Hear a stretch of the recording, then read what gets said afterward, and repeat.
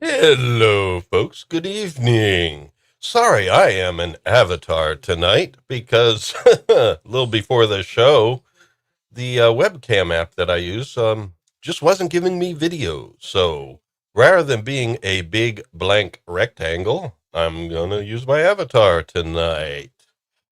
And tonight we are doing Babylon 5 as we do on Sunday nights. And tonight it's going to be Knives, the season 2 episode, where those of you who know the series know that Londo Mollari receives a visit from the past from his dear friend, Urza Jaddo. Comes to visit, and it's a little bit of a complicated visit. There are some breviaries, there are some drinks, but there are also some things afoot. And this is a very important episode as part of Londo's fall from grace, shall we say, into the darkness, into the dark pits of dark deeds and doing dark things. So, in any case, it's a great episode. Also, Sheridan does have an alien inside him, and he needs an exorcist. So, that's the B plot. But we'll be checking that out in a moment. Let me get my panelists up here. Please do welcome my good lady wife, the founder of the Psyche Opera Company, Electroacoustic Operas, Liza Sahido.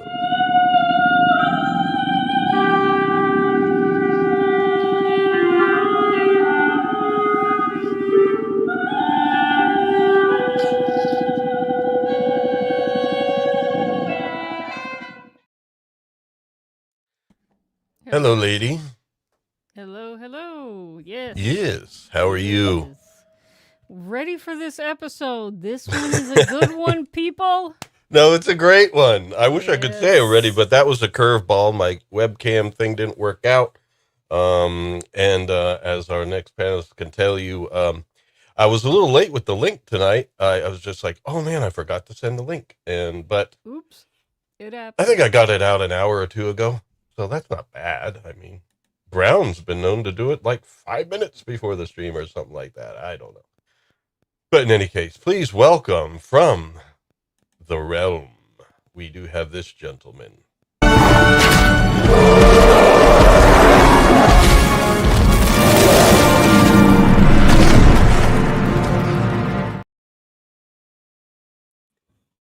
How you doing, I was, sir? I was more called out by Brune actually ending at midnight than I was by you.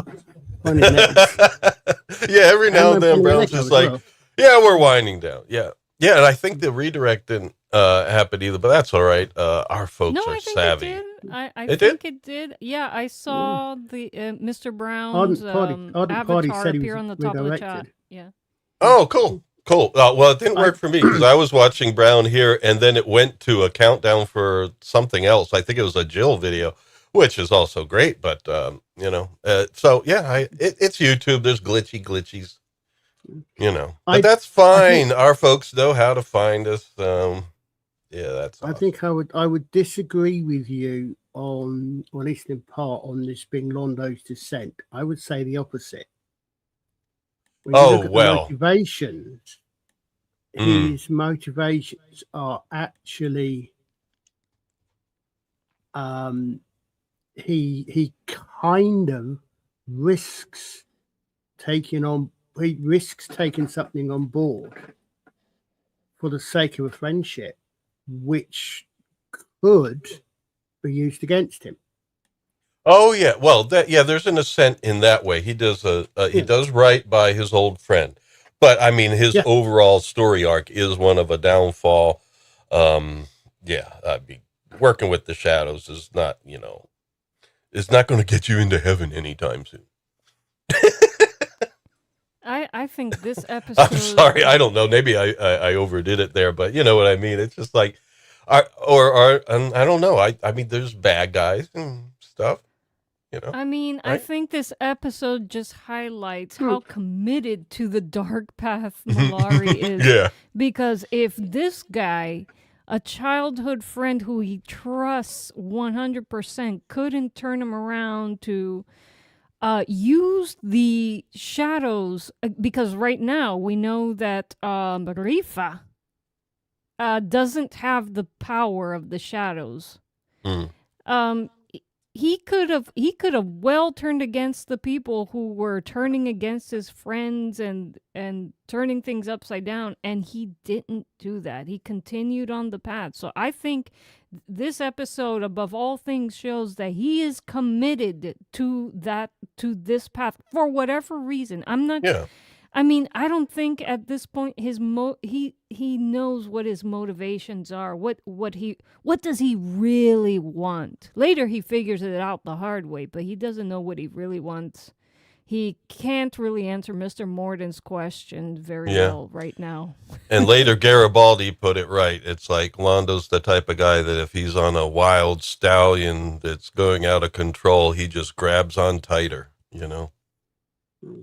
So no, that definitely, you made a great point there, Colin. I mean, yes, he does right by his old friend here in what he did. It's just, you see at the end, it is a reminder, and he even says himself, he's questioning some of the decisions he's made, but, you know, Veer tells him, spoilers, we're going to get to this. Veer tells him, listens to Veer. Yeah, if anyone just listens to Veer, they should be all right. Yeah. But anyway, let's get through this, because it is a deep episode, and it is, very intriguing. So yeah, here we go. We see our beautiful station right there. It's a nice opening thing, and then baseball. My goodness, man! Mm-hmm. And is that? Oh no, I didn't get the ball mid-flight, but there we go. Perfect stance there from our station captain John Sheridan. Not exactly Cisco's stance, but people on space stations sure do love baseball. Yes, they do. Pure coincidence. I know. I'm sure. Yes. Though in Deep Space Nine, they do early on, make it part of Cisco's lore. I don't know why they threw this in for Sheridan. Yeah, and they work with it more here. I think this is the only one where we see him. Well, he does mention that his sister wanted a baseball cap. Oh yeah, okay. During when Ivanova was complaining about the merch shop, but the bear, Babylon 5 bear. Yeah, the Babylon with the baseball uniform and the cap. Yeah. And if you think about it, this whole thing implies something. There's an implication behind all of this. This amount of space on a space station. It's not a hologram or anything. It is real. So there is enough interest in baseball on a space station from the technical resources to make and maintain a baseball field, or at least a practice field. I don't know if that's what a baseball field looks like, but at least a pitching practice field.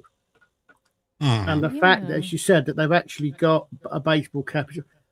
Does Babylon 5 have a baseball team? We never find out. But they don't have to have one. Well, they were betting earlier. Remember when I guess one of the guys got a when he got a promotion? I don't know. Yeah. They were him in Frank. No, the young guy and the young guy were betting on baseball and whether Mars would win or some team on Earth. Oh yeah. So, but they don't bring it up often enough where it's like important, like on Deep Space Nine. Yeah. So obviously, in the background it is still a big thing on Earth. Yeah, that is the full baseball field there. I mean, I don't see the bases, but I mean, you just plop them down. The Flav says, "Where's third base?" Yeah, you just plop them down. I think right now, but they are using a full size field just for batting practice. that's assuming it's the humans playing it. Of course, if the Centauri were playing it, there would be 6 bases. Those guys from season 1, what were they called? The snakeheads with the mutai. Maybe they have their own baseball. Yeah, but you would think, the most prominent game, I guess, on Earth that's played most widely is soccer. You'd think that people would be, Earth people at this time would be more into soccer than this obscure baseball game, which really is not so big in too many countries. Well, it's an excuse right now for, Sheridan to be just letting off a little steam and then having Garibaldi come by and just chatting with him. You can't exactly do that if Sheridan by himself is just running around a field with a soccer ball just kicking. People do tricks with soccer balls. No, and stuff like that. well, I guess we should say football. I do love the Of football, as folks football. know, and I am still giddy that the U.S. won 2 days ago against Australia. And we have one more to go in the group. That's Turkey. We've already qualified, but Turkey, it'd still be nice to win. I mean, You don't want to yeah. you don't want to be beat by a turkey after all, I don't really follow any sport, but I thought that the game with Japan and was it Paraguay? No, it was the Netherlands. I'm sorry, the Netherlands was the most entertaining game. I mean, up until the Japanese scored the last 2 points. Almost towards the end of the game, it was like, and they played so well. It was hard fought. Yes. Well, It the Netherlands was is always hard-fought strong. and against the Netherlands, which from what I understand is a very strong team, has Yep. been historically very strong, Mhm. and they tied with them, and so that was an exciting game. Yeah. Um, Yeah, it was enjoyable. my parents, I must admit though, my parents were over yesterday. They Yesterday. were helping me do some homesteading tasks, and after I made dinner and Lawrence popped on the American against Australian game, and I was watching that passively with Lawrence a few days ago, but I didn't realize how dirty the Australians No. played.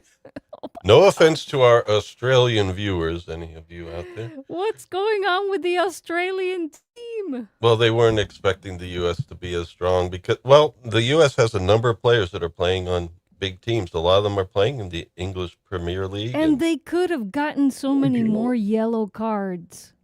Now we know that our dear friend here, Colin, is not a sports ball man, so we should probably move I'm on sorry, from here. Colin. Neither am I. I'm just While I think of it, I was told earlier on today, apparently, we're at risk of having localized power cuts. Starting at 1 a.m. this morning. So if I disappear, that's likely what's happened. Because I won't have any internet or anything. right. Just in case, and hopefully it won't happen. Certainly not. I don't see why it would happen at night. I mean, it's supposedly because it's been very hot the rest of this week, or this week, or next week, I should say. But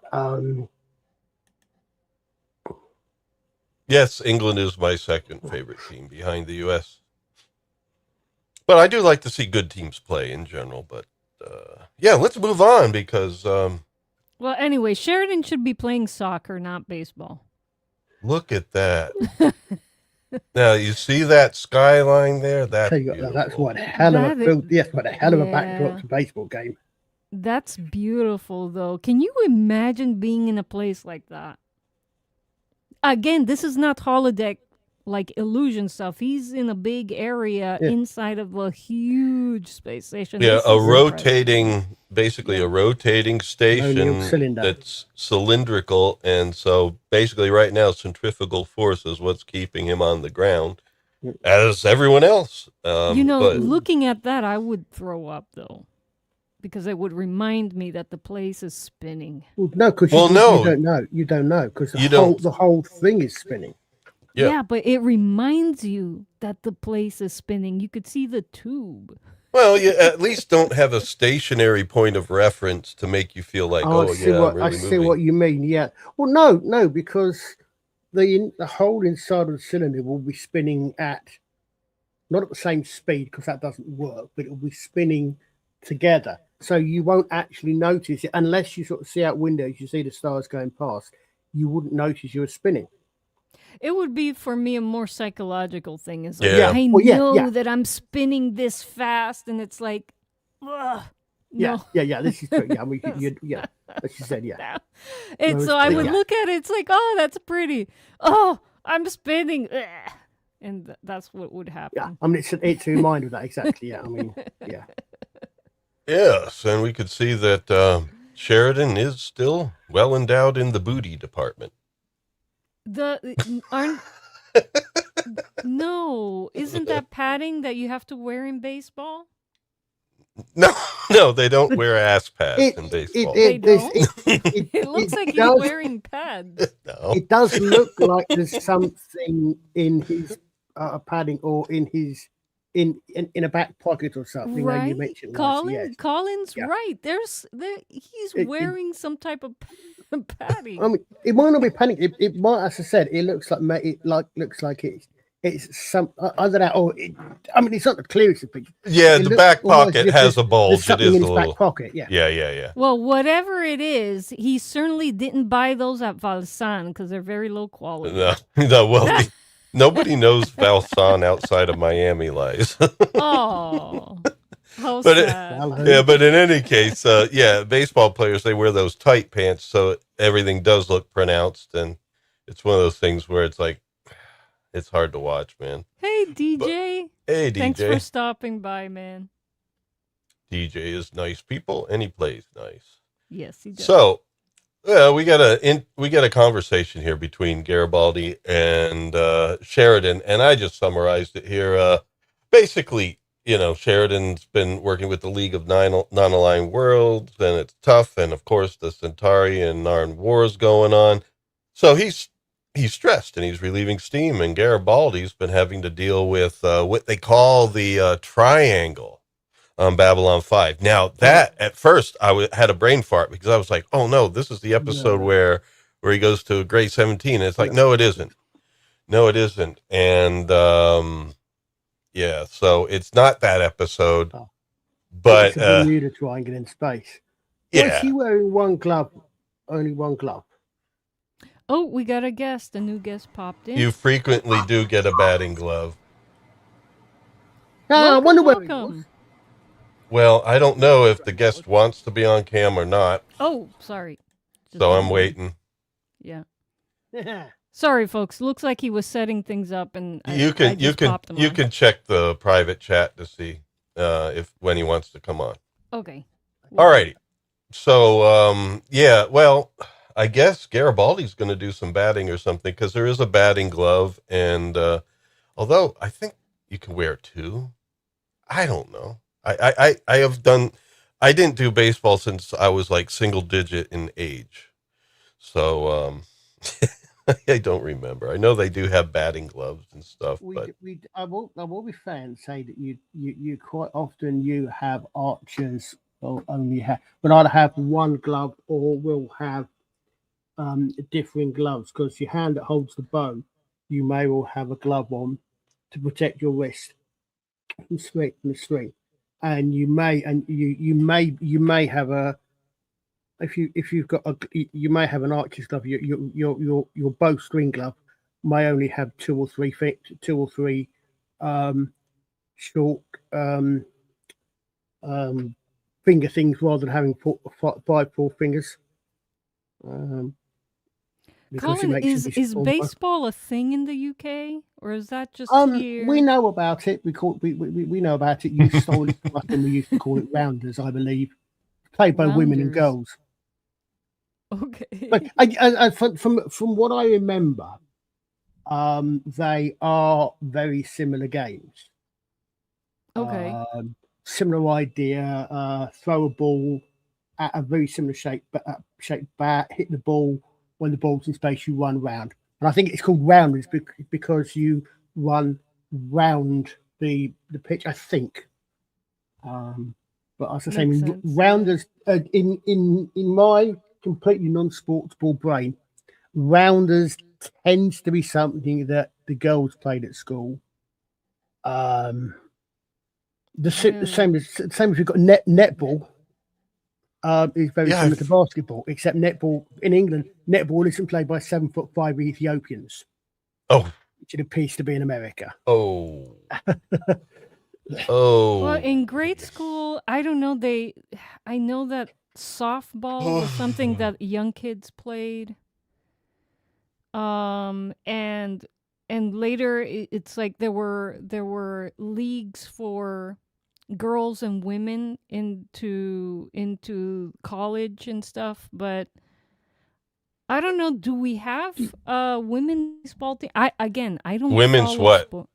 baseball. It's called softball. Well, I mean, softball's played by both sexes and stuff, but in league play, like in high school, college, and then even, beyond that, they do have softball for the ladies, and it can be really good. It's not the same old underhanded slow pitch. It's fast pitch, and yeah, I mean, it's just a little bigger ball than baseball, but Do you it's a serious competitive sport. So yeah, do they have a you do real one. you do you have women's American football? Not our football, but Right. there have been like you could play flag football where there's these Velcro flags attached to the sides, and you do that instead of tackling. So girls can play that. High schools I typically have a little bit of a show game called Powder Puff where the girls play, but they do flags or two-hand touch. So there's no uh tackling, although I mean there have been some women that have tried to do it in the football to varying degrees. Yeah. I don't know a lot about it though. Typically, the women who are playing in college football are place kickers.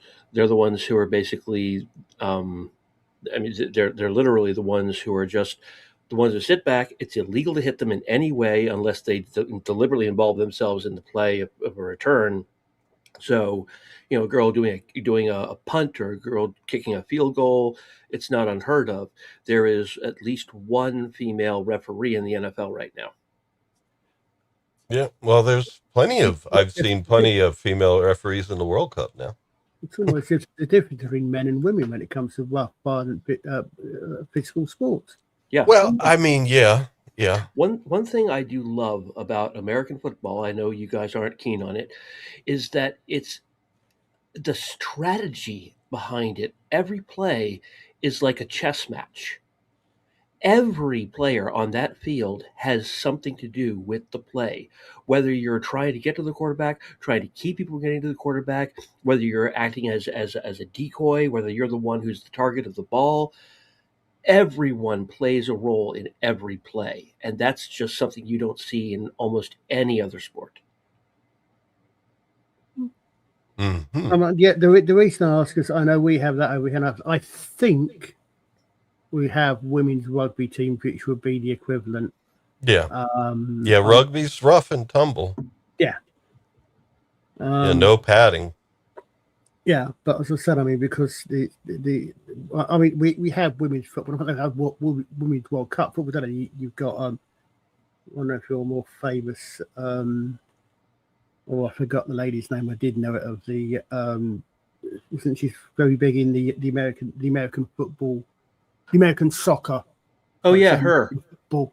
In the I say American football, that's really confusing. In soccer, in the soccer profession in America. Well, I don't know. Soccer is still not big here. Yeah, soccer's still not big here, but there's the number of us that do enjoy it. So It's so strange that it isn't big here because in grade school we're all forced to play soccer.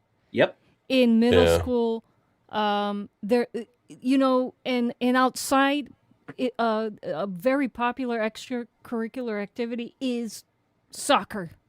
And so I'm not sure why soccer isn't as big as football or basketball or baseball here. Basically, because it's boring. I'm sorry. To Americans, soccer is a very boring all right. sport. Maybe. Well, Lacrosse. for you. No. There's plenty of Americans that do enjoy it. One of the reasons why it doesn't get on in this country so much is because of advertising, because the damn companies don't want to sit 45 minutes without an ad. That's one of the big reasons. In general, people go away from soccer and towards other sports like, of all things, lacrosse. I mean, there are more people I have playing never lacrosse seen in the lacrosse on television. You're not watching the right channel then. I'm sorry. I'll Look, go to a bar all and right, all hang right. out with You know what? friends, You know what? All right, and the you're in one channels of come those up with moods tonight where you want to be argumentative. no, I'm not. I'm just pointing out that there are other sports that tend to have more people involved in them. I No, was afraid of I'm pretty sure it's pretty obvious to any other American that soccer, even though it's not as popular as American football, baseball, or basketball, it is still more popular than fucking lacrosse. I would say perhaps it may depend on where you are. Am I not right in thinking that lacrosse that is derived from a Native American game? I don't even know. It's a French word, so I don't know. Yeah, no, because the thing is, it's lacrosse, the one where you've got the baskets on the end of where the stick has got rather than it's got a sort of basket type thing on the end. Is that lacrosse? Yeah. Well, the thing is, I've got a feeling that's right, and I could be wrong, but like I said, the history bit, I'm always the sports bit. Well, the thing is, everyone has their own preferences, their own life experiences, and let's not try to yuck other people's yum. No, but I was just saying that's personal opinion and stuff. But I think statistically, yeah, lacrosse is not more popular than soccer in this country. No, but the point I'm trying to make is, I don't believe you might about sport instead of Babylon 5. Yeah. Forgive me. I am from Maryland, where lacrosse actually is more popular than soccer. Okay, Maryland, fine. You know what? All right, look. Colored my opinion, and I apologize if I came off badly about this. Okay. I wasn't trying to. I was just pointing out. Yeah, I know. You're not trying to be annoying, but you know what? You are. Not great. You are annoying. Oh, my God. And I know it's not something... I know this is I shouldn't be like this, but yeah, you are annoying. Shall I leave? I wouldn't mind. I was enjoying myself before you came. And I haven't been in weeks past. And I have to apologize to our audience, but I'm sorry to do the blow up on air. But maybe I'd be sorry. Well, at least it's on air, so people know what it is. I'm sorry. He just has been annoying me for a while now, and it's just I'm not enjoying making the slides anymore, because last night I'm making slides and I'm like, oh, Dutch is going to say this, Dutch is going to say that. I'm just like, I might as well just air it all out. I'm just annoyed by him, and I'm sorry. I may not be a good man for that. Maybe I'm a bad person. Whatever, fine. He just annoys the hell out of me, and that's it. I'm done. And it's not because of soccer and lacrosse. It's been building for a while, folks. Certain personalities just don't work. And that's it. Maybe it's past life stuff. I'm just done with it. All sorts of things, couldn't it? Yeah, I'm sorry to do it on air, but God damn. My heart is actually beating hard right now. And it's just like, because it just stirs me up. Yeah. Ugh. After that, I'm going to change it on Babylon 5. We were talking about Babylon 5, much more fun. I mean, we got off too, and Liza went with it. We often do that here. It's not that. It's not that. And in fact, I'm sorry, Dutch. It's just personalities. We're just not compatible. It's not me. Oh, no, it's not you. It's me. Let's just put it that way. It does sometimes happen, unfortunately. Yeah. And here we've been actually talking about culture on Babylon 5, which we don't get very often. Culture? Yeah. They're talking about opera, aren't they? Yes, they are. Well, it's good insights. Yeah. And we get to see a little bit more about the Centauri and their culture. It's a little bit, not much, but they're fashioned off of like French, Italian, a mix of things. It's modeled, I guess, kind of like after the Roman Empire, a republic with emperor. And then they also have culturally, the uniforms just kind of look like, Is it French? Is it Italian? What is it? Well, it is what it is, but they do have opera. Even the Klingons have opera. That's true. Yeah. Or even the Narn have opera, as we find out. That's right. With the Technomage episode, yeah. Yeah, and I guess that's a little bit closer to the Klingon variety of opera. So anyway, I guess our chat's blowing up at least. Yeah, folks. I mean, I'm sorry, Beans. Certain things should be discussed, privately. Well, he wants to do it. He does like the stab and jab and stuff and then act like, oh, I'm just so innocent, poor me. And it's like, no, I'm just sorry. I can be the bad guy. You want me to be the bad guy? I'm the bad guy. It just annoys the hell out of me. And he's also why Istophobos left. Not that Istophobos was always great. He could be mean and stuff like that too, but he was at least say it out loud. He says what he thinks, and he is, it's not this conniving look. I want to drive you crazy, but it's not my fault. All righty. Well, I mean, it's hard to pick up a stream after such a blow up. That's why I'm saying, things like that, and we also want the audience to have a good experience. And I think they're enjoying themselves. You guys, man. No, I didn't mean for it that way. I certainly didn't mean it. It's just I'm just fucking lacrosse. Oh man. Yeah. And well, anyway, Brown no, it's Mr. Brown says it's his fault. He's taking the blame. No, it isn't your It's fault, like Brown. It all started when Mr. Brown came into the chat. Mr. Brown is bad luck. Sorry, Mr. Brown. No, Mr. Brown's awesome, man. That's why. How many years has it been now that I've been listening to Brown? I wasn't there at the start, but it was like probably like 4 years that I've been following Brown. If we do keep talking, I'm gonna okay, it's good. I've turned my computer off, so I can't go back to playing Fallout Tactics. Oh. Well, if you would rather play a video game. No, I started replaying Fallout Tactics, and unfortunately, it's one of those games where I play it to get that you do think, oh, okay, but I don't want to. I've got something else I need to do. I want to do something else. No, I'm kidding. I'm only kidding. Ardent Party says just blame Brown and move on. Yeah. Okay. Yeah.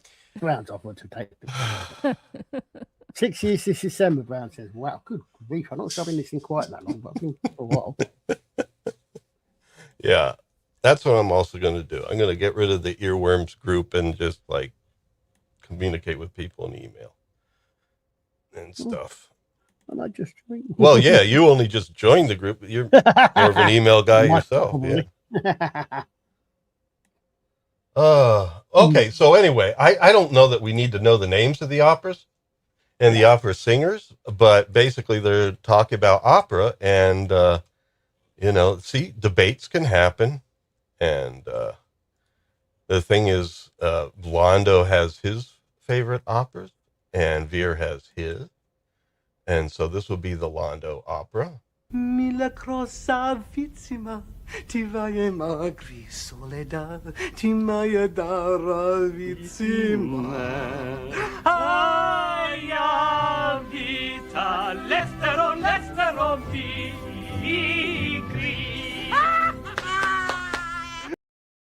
This is actually Veer's opera. I had him out of order.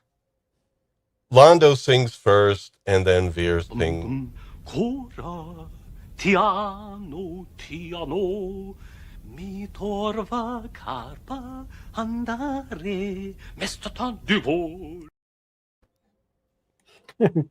Veer was falling asleep there, yes.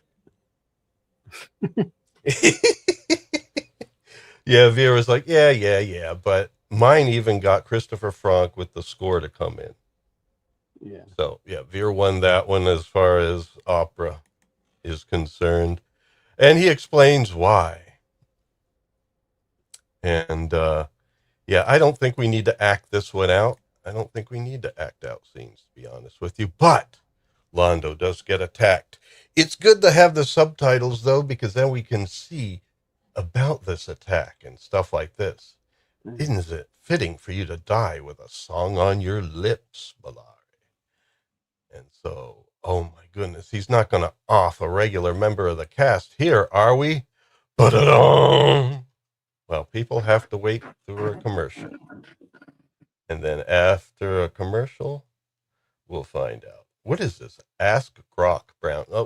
Yeah, as usual, everybody's talking about everything except for Babylon 5. Not only on stream, but off stream as well. Our chat is going to be generating images in Grok, I believe. I think well, Brown was asking about the rules of lacrosse. Oh, well, it's so popular. Oh, that's right. Not in the UK, just here. I mean, I don't know the freaking rules of lacrosse. Well, whatever. Well, for back to that point I was trying to make earlier, is that we should never insult or not insult, but there are ways of saying things. It's not what you say sometimes, it's how you say it. And yeah, that's why I'm just trying to be honest. I'm just trying to be honest. I could be the bad guy. I'm the bad guy. Fine. I'm just too damn annoyed. Making my point. A lot of Americans do like soccer. Oh yeah. Well, it wasn't even that. It was just that was nothing really. That was just the straw on the camel's back. Okay. So anyway, but yeah, it's still one thing that's. I mean, I just can't get over it. Who's gonna say that? I don't know. All right, knives. Soliate.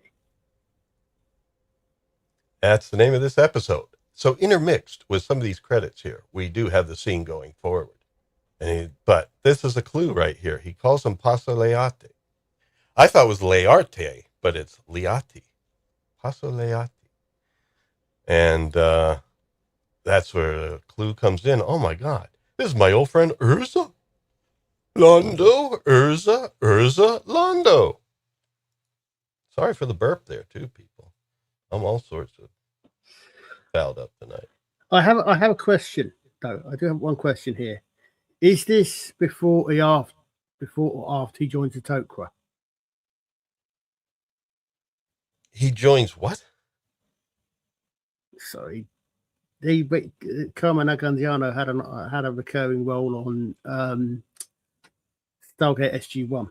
Oh, I'm sorry. Yeah, I know Stargate the film, but I never saw that series. Oh right, okay, fair enough. But go ahead, follow up. No, he plays the father of one of the main characters, and he appears he has another. If you don't know the series, you won't make much sense. But he had a recurring role in Stargate SG-1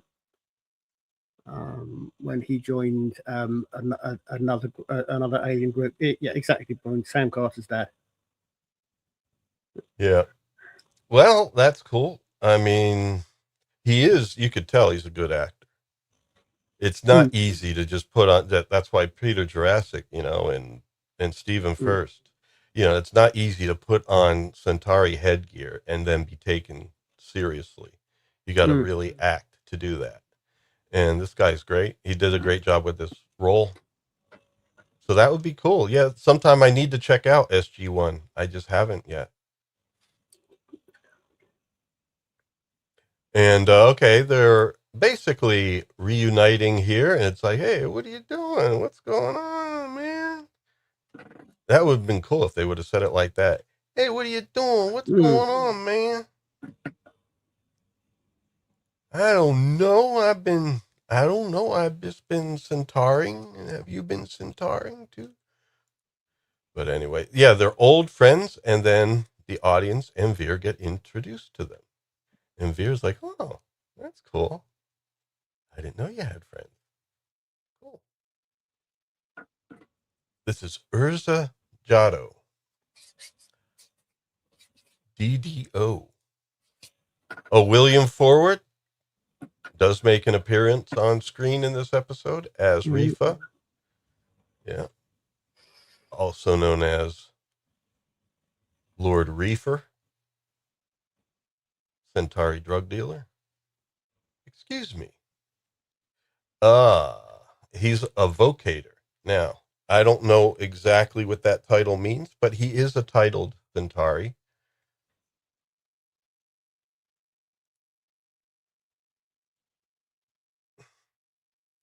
And the finest swordsman, I guess, in the...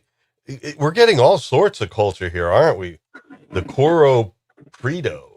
You know, I guess that's their fencing society, right? Yeah, I mean, yeah, or maybe not. I mean, because obviously it's a made up language.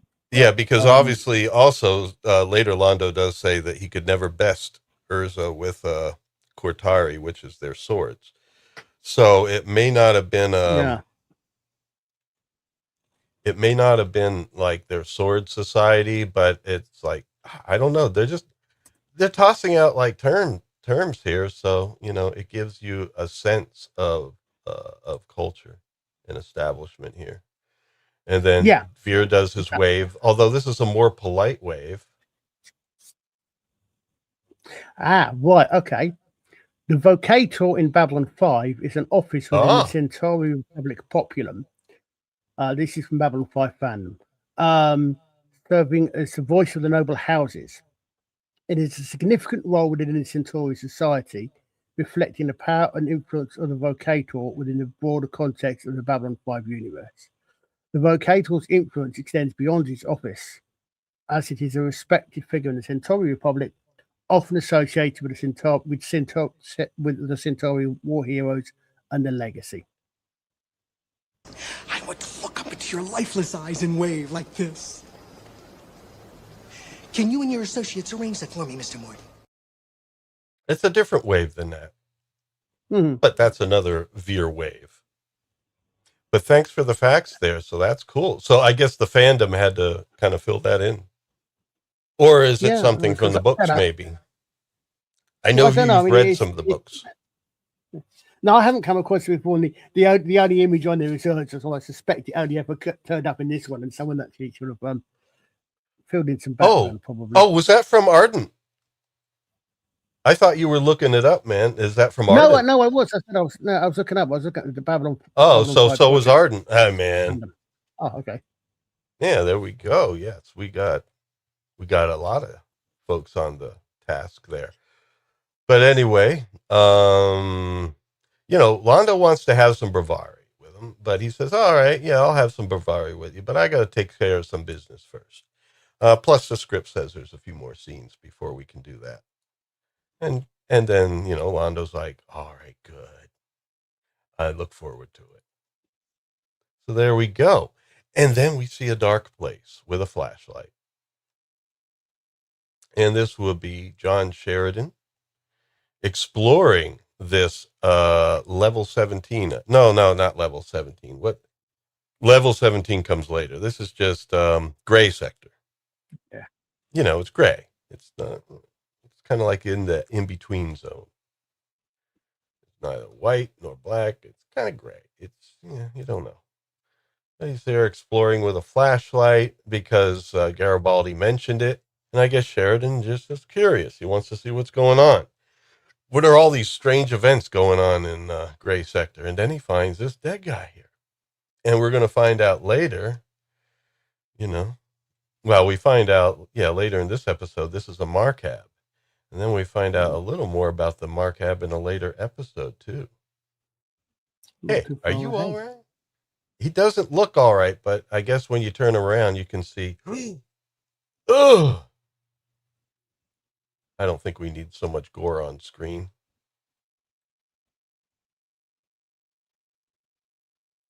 Sheridan to Garibaldi. Mr. Garibaldi, are you available? So, yeah, he's radioing it in because when you find a dead body there, you better call security. I'm in gray 10. Okay, this is gray 10. At least you're not in gray 17. But it's still not good because you found a dead Markab there. Chief. Well, Chief. Yeah, basically right now they're having static. And so there's some sort of interference going on. And later that's a clue as to what's going on here because pretty soon Sheridan's going to have some experiences. But yeah, there's radio interference. And then he gets grabbed by a dead guy. Or an extra playing a dead guy. Yeah.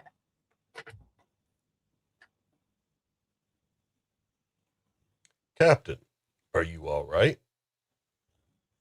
That's coming through the radio. The radio's clear now. And so, yes, I'm okay. And then what's going on here? Well, they're going to assess the situation now. Going to look at the body, see what's up. And yeah, the dead alien was, trying to grab me, man. Well, Dr. Franklin has the explanation. It's breaking wind. He had gas. Seriously, that's the explanation. Well, Franklin didn't say he was exactly farting, just that he had gas, and sometimes, retained gas in a dead body can make it sit up and grab you. And so. Yeah, no, that's every time they use that explanation in a show to explain why a dead body moves is always like, no. It's just to show that, dead bodies don't move. What are you, crazy? And of course, I think that's something that's not really controversial. We know that, but there's got to be an explanation for why it did. And gas, really? I don't know, man. Well, the other possibility is you're on a space station. Could be an alien life form. Could be. That's not too much of a conspiracy theory, is it? Well, anyway. Look, any idea what killed him? And, Franklin says, well, it looks like a blow to the head. But he's got to do an autopsy just to be sure. I mean, somebody could have poisoned him before the blow to the head. I don't know. Who knows? But he's going to check the autopsy.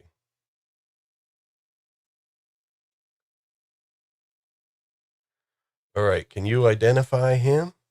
And, Garibaldi said, well, I'm security. Let's look this up. So he pops out his, what would they have?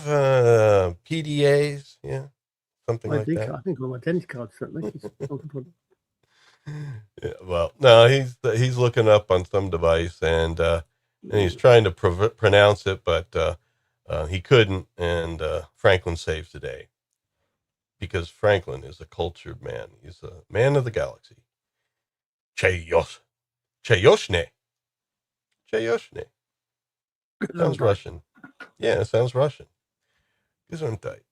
But anyway, so they have a little chit chat here. Basically, Sheridan. I mean, when you've been grabbed by a dead guy, it tends to stick in the memory. Departing tomorrow. Yeah. He's basically scheduled to depart tomorrow. Well, he departed a day early.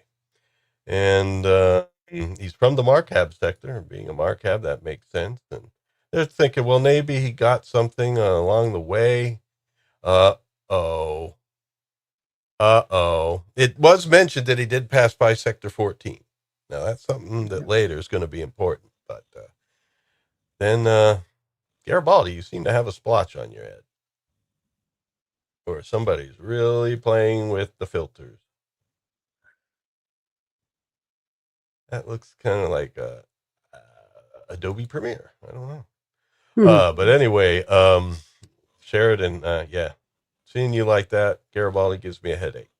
Are you all right? And so, basically Sheridan, it's like, okay, maybe you should rest this off or something like that. Stress. Maybe you have gas. I don't know.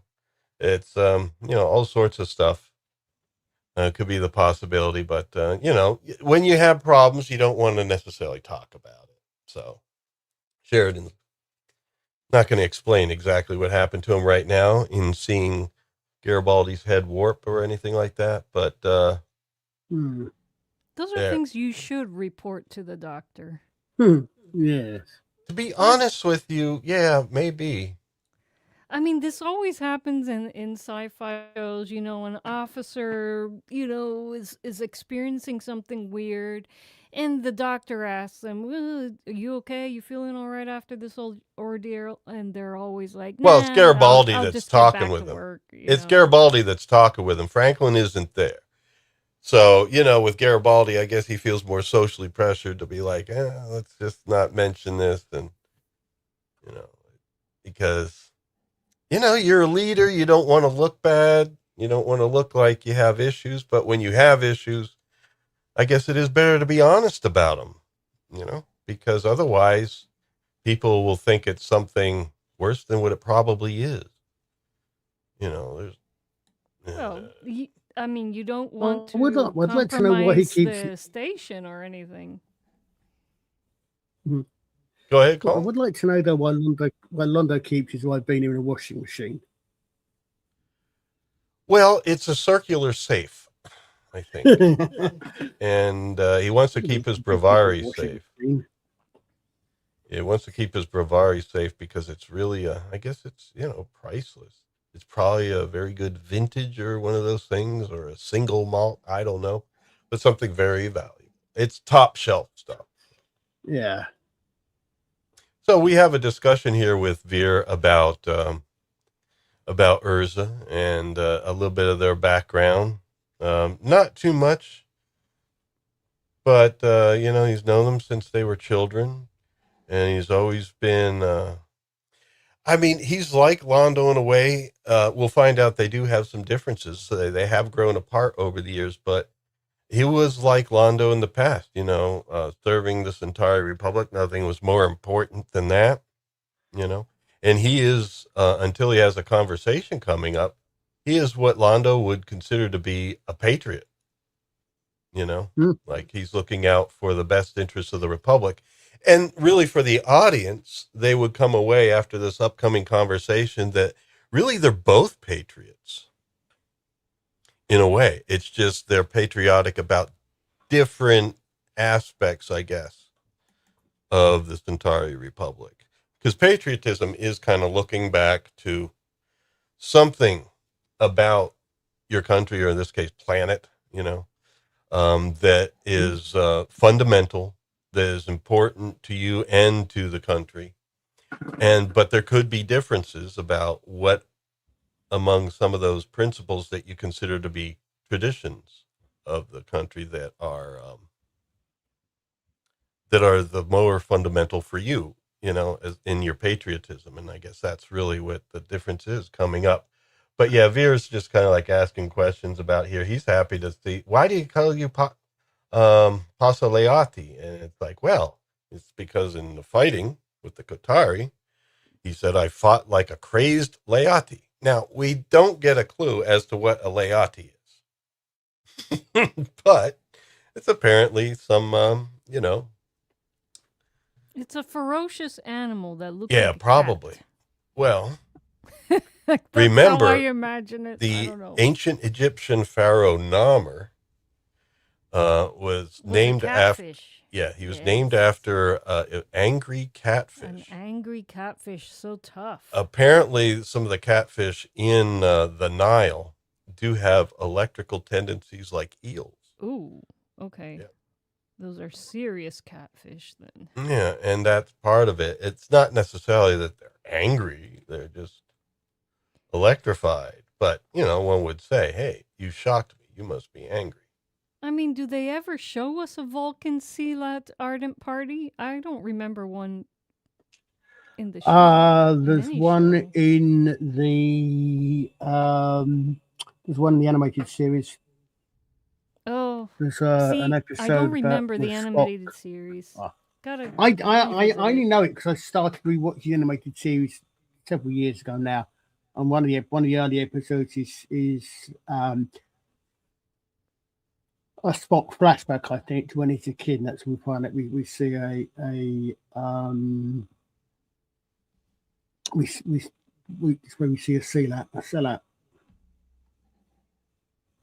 Yeah, I'm trying to remember, but my memory isn't so great, so I'm not remembering that so much. Now, we did see, what was the Klingons' animal? The Targ. Targ, that's right. I knew it was a single syllable word. I know what a Targ looks like because they show it in 3 we've seen that. and in 5, right? Yes. Yeah. They're kind of slimy. I think they were in some episodes too. Not so much in episodes, more in the movies. Well, I didn't mean the original series, but they probably had one in Next Generation. I don't know. Yeah, it's one of those side things that, isn't necessarily part of the plot, so it's not something that sticks in the memory for me, but nothing sticks in my memory anymore. Well, not much anyway. Well, anyway, so any important stuff here that they were talking about, they were great times. Yeah, he's talking about the good old times in the past and stuff, and talking about the bravery of his friend and everything, because I guess they were obviously probably in the military at some point, and serving the Centauri Republic. Oh yeah, look at this. But here you see an example of Londo's version of patriotism. Our starships ruled the spaceways. So they were pulling over other spaceships and giving them speeding tickets.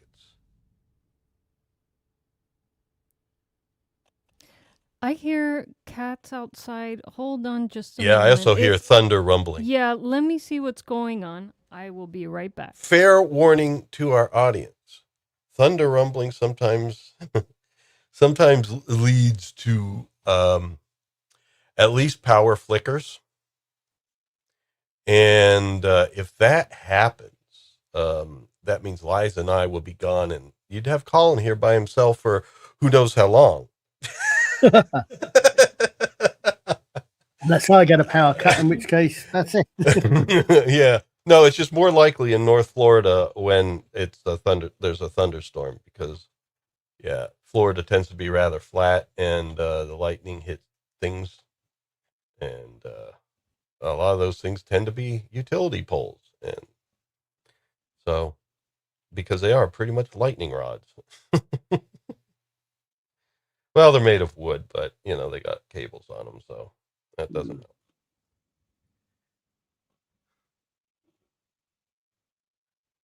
Yeah, every generation of Centauri looks back to their golden days. Yep, and that's kind of like what I've been talking about here.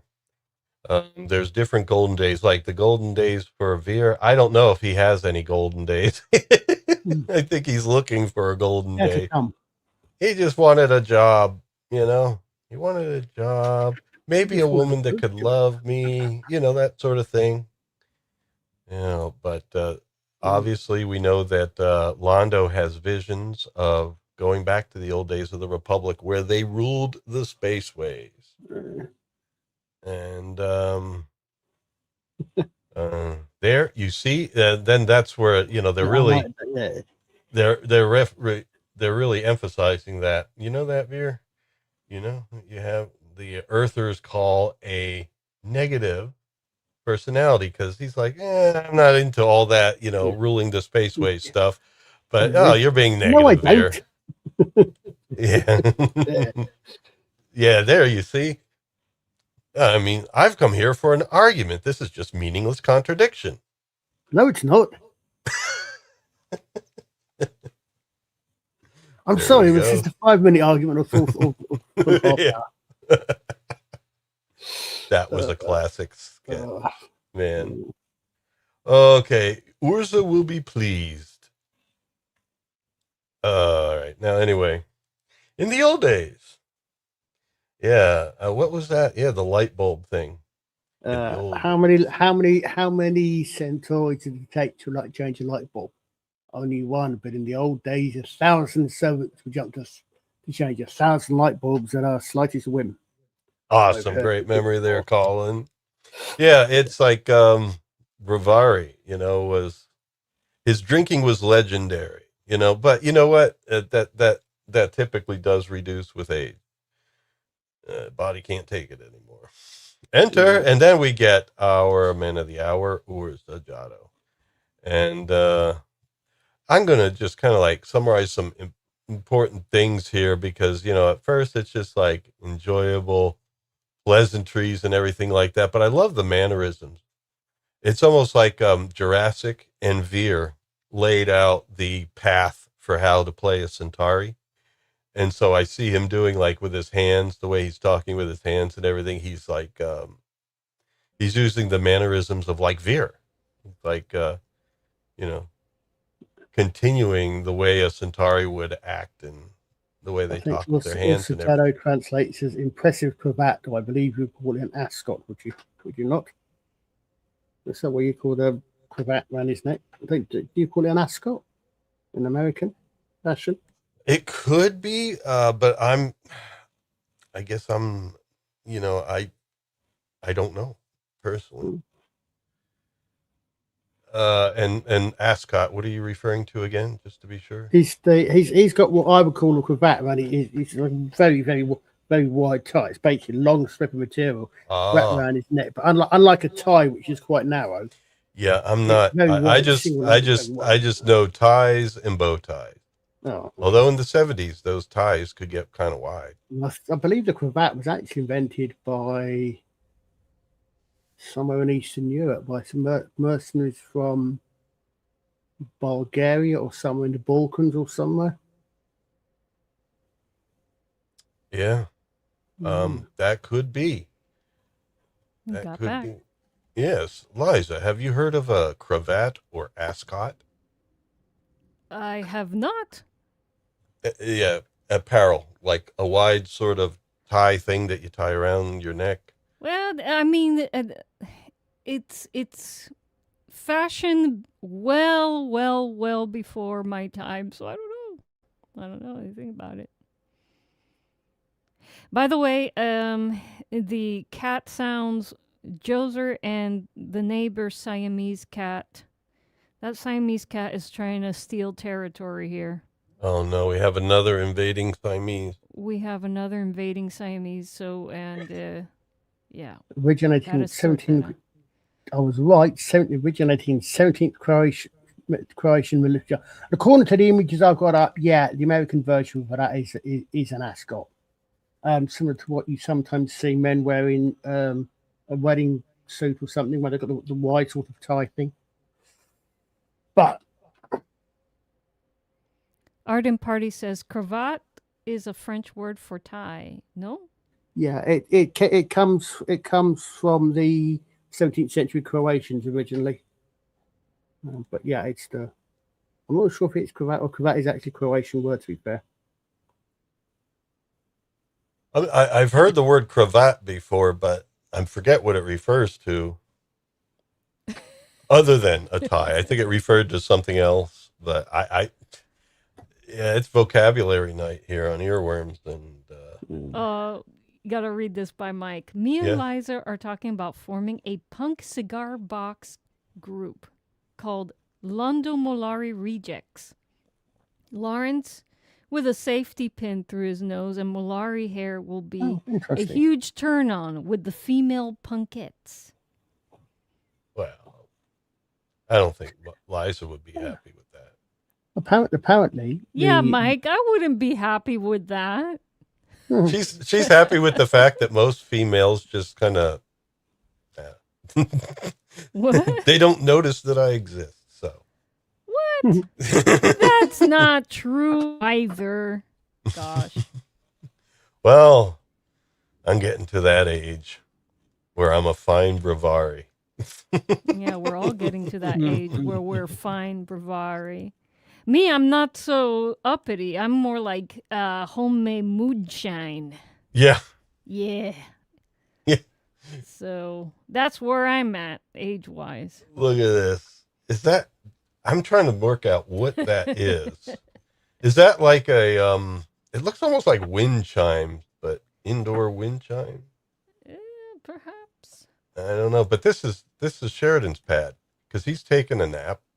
He's laying down, getting some relaxation, but it doesn't seem to be helping.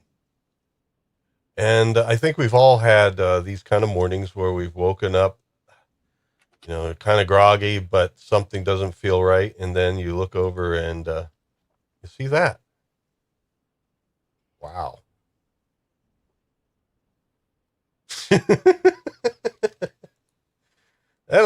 that'll get you to sit up and take notice. Well, Art and Party. No man should call himself a busted Chevy. Yeah. Well, I'm trying to. Oh, we think see of the what- problem is this. Unfortunately, that is a slight problem regarding Mia's wife. Is it not? Yeah.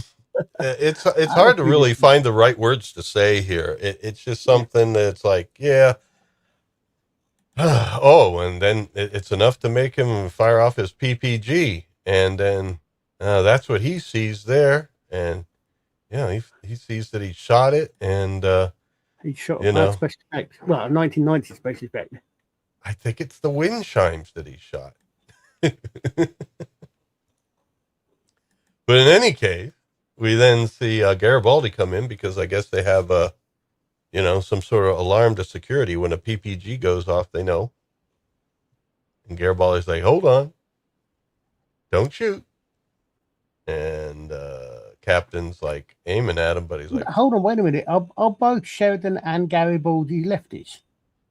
Then? I don't know. Or have you... Because I know Sheridan's a lefty. I hadn't noticed Garibaldi being a lefty before. Maybe they are.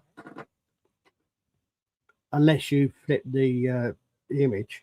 To be honest, I didn't flip any images. Okay, in that case, mate. I should know about left-handed. Yeah, I haven't noticed that before.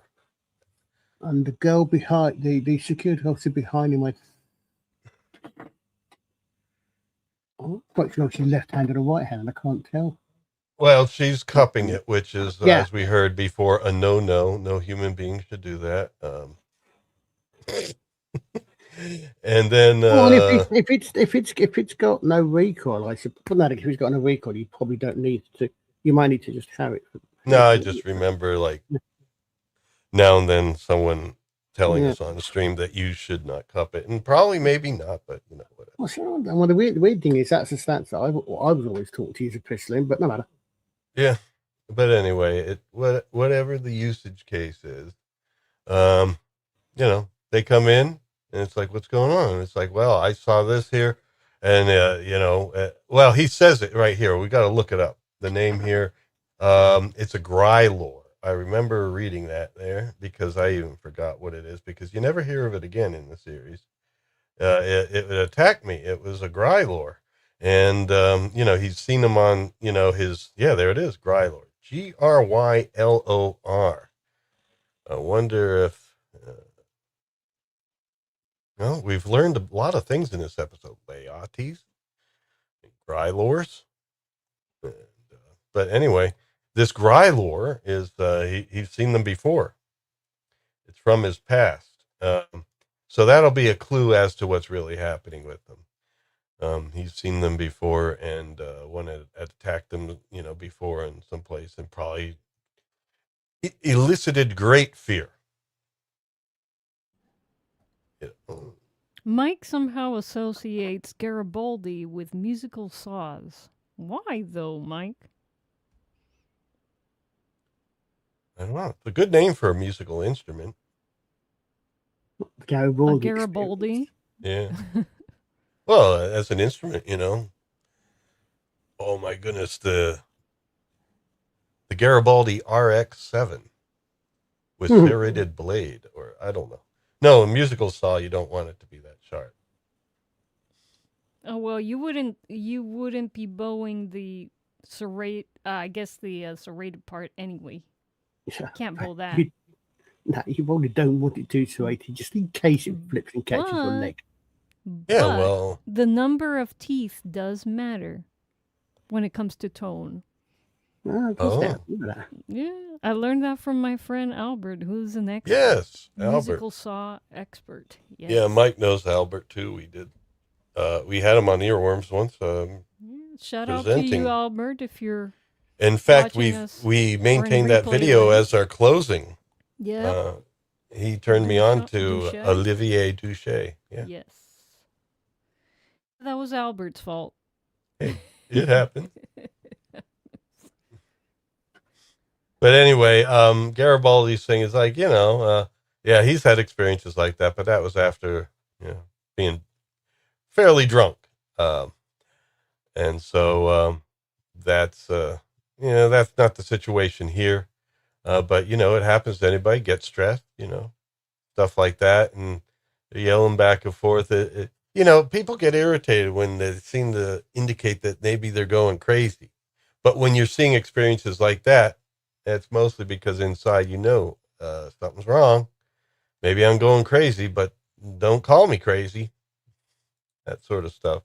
And then, Garibaldi being nice. And I guess when people are being nice to you in the situations, that also can set you off, because it's like, what are you being so nice, overly nice to me for? What are you, scared of me because I'm crazy?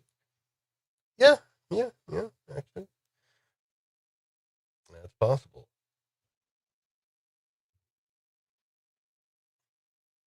So psychotropics.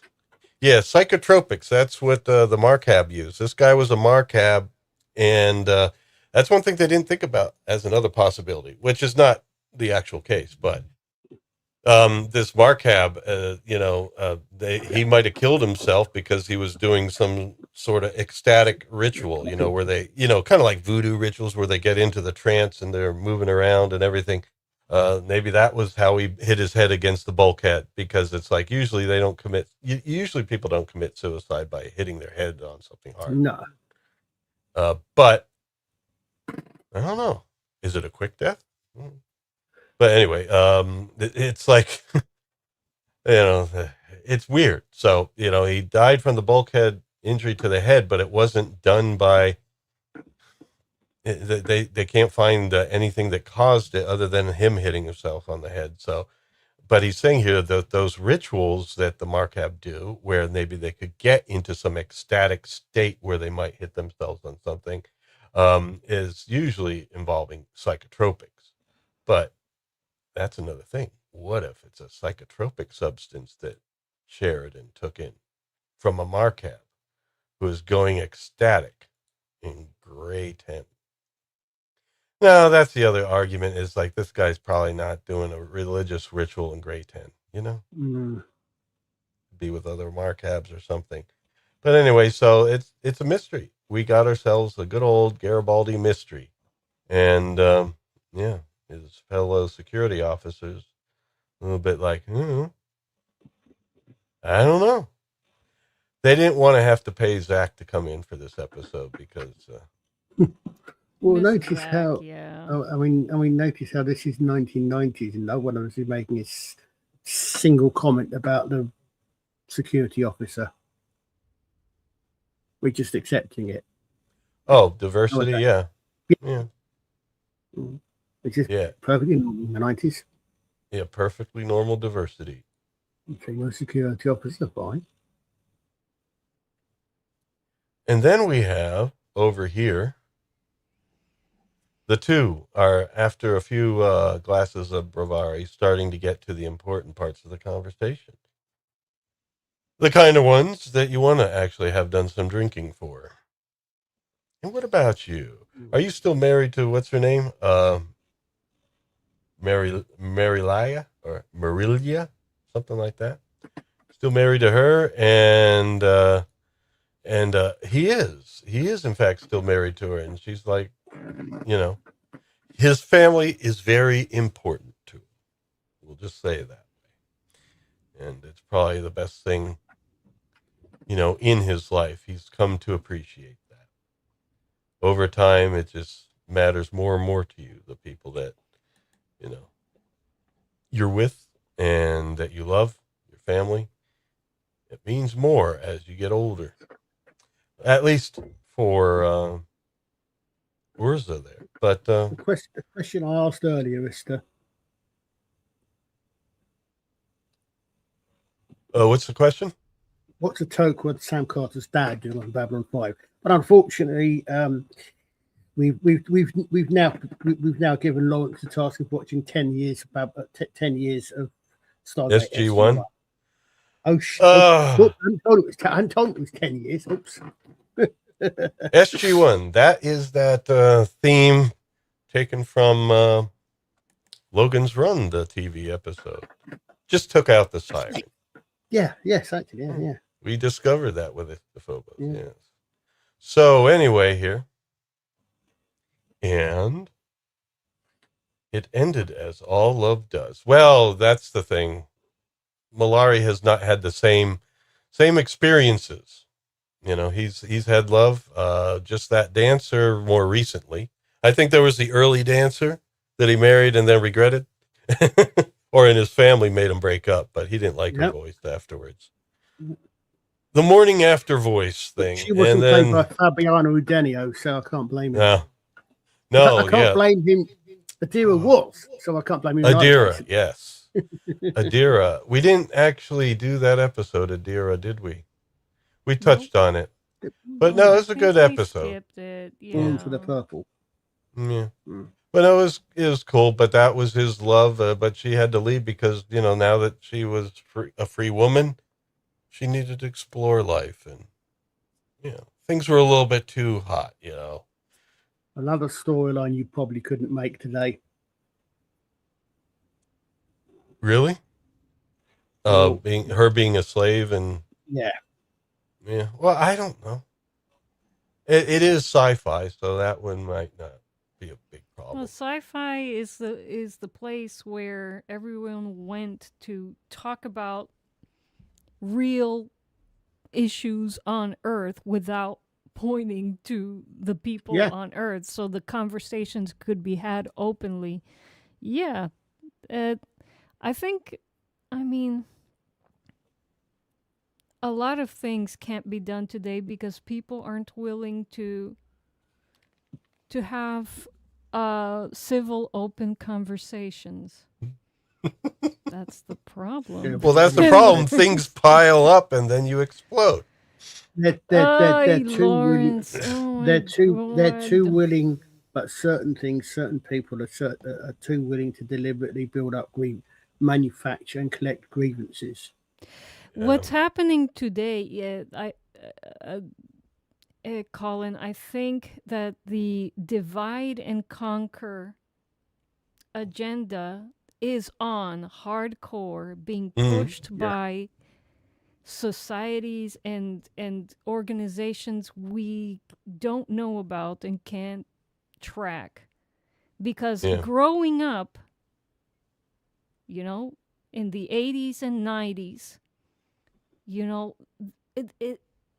there was division, but it wasn't as hot. There was exactly, and we grew up with this thing where, like, it didn't matter whether your friend was black, white, purple, you know, gay, straight.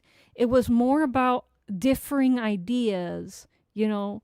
And you're in this clique because you believe in this and this and this, and diversity of ideas. That's the real diversity. Yeah. But we were colorblind. There was no, and I didn't start to notice division, this divide and conquer thing happening until, you know, I was in graduate school. Yeah, no, or even later college. Than that. Wow. Yeah, even later than that. I didn't know what was going on. This class that I had to take as a doctoral student about it was like musicology. Musicology, but I think you know, we had to take certain number of musicology courses, and you know, I needed a certain amount of credits, and the only one that was available one semester was this gender studies course, and I didn't understand it. I swear to you, I tried to understand what these people were talking about, what was going on, and at the time I wasn't aware of all of this, so I thought I was stupid, and Gender studies should be very simple like, course to pass. And then it X wasn't. or XY. Yeah, it wasn't until I stepped away, and stepped back and was noticing what was happening in the media. And so I've always lived in my own little bubble, you know, and I understood what was really going on. I mean, I remember reading a paper by this musicologist, if you can call this person a musicologist, McClary. And it was a paper. It wasn't even about music. It was about how different characters in movies were anti-female. One of the characters being Jaws the shark. Oh, no, that wasn't anti-female. It was her saying this came out of the depths of the male psyche. Yes. Because they're secretly afraid of vaginas biting their thingy off. Yes, she was claiming that all the bad guys in these movies it was to express an anti-female sentiment, and that Jaws was a giant vagina with teeth. And I was reading this with my brother. We were on our way to a concert that I had to review, and he was like, what, Liza, they're making you read, what is this? And I'm like, this doesn't make any sense to me. We thought it was hilarious, but it's like, I didn't understand it at the time. I understand it now. And it's now that I'm feeling that there's more anti-woman sentiment than ever before because of the divide and conquer. It's been caused by the people who want to push it. Yeah, I mean, personally, I think if you see the shark in Jaws as a vagina with teeth, that's a you problem. I would agree that is a you problem. Exactly, Colin. Dungeons and Dragons. That's a you problem. Well, then she went off on Beethoven saying that the Ninth Symphony was basically a study in rape. Like basically Beethoven's latent desires to rape a woman. Oh, you're not allowed to say that on YouTube. Sorry. Grape. Fruit. I mean, I'm sorry. It just came out because I'm trying to seriously discuss a subject and I forgot the vocabulary you have to use. Yeah. Oh, Jesus. This is not a great night. Rails, we were never on the rails. Oh man! Kudos to you. So just keep pushing the slides up. We can actually follow this up. Yeah. All right, let's finish this episode. I know we all love talking about the odd feminists now and then, but all right. So anyway, well, the thing is, you might need to be a bit more specific. Odd feminists. Yeah. There are different brands of feminism. I'm of, I guess you can say, the original brand. Or the second brand, I think. The second, remember, was like it's like, hey, I just want to have my rights. Leave me alone. I'll do the same. I'll just do what I want to do. That brand of feminism actually started with it, in the time of Christ. Oh. Yeah. Damn, that's going back. It's going way, way, way, way back.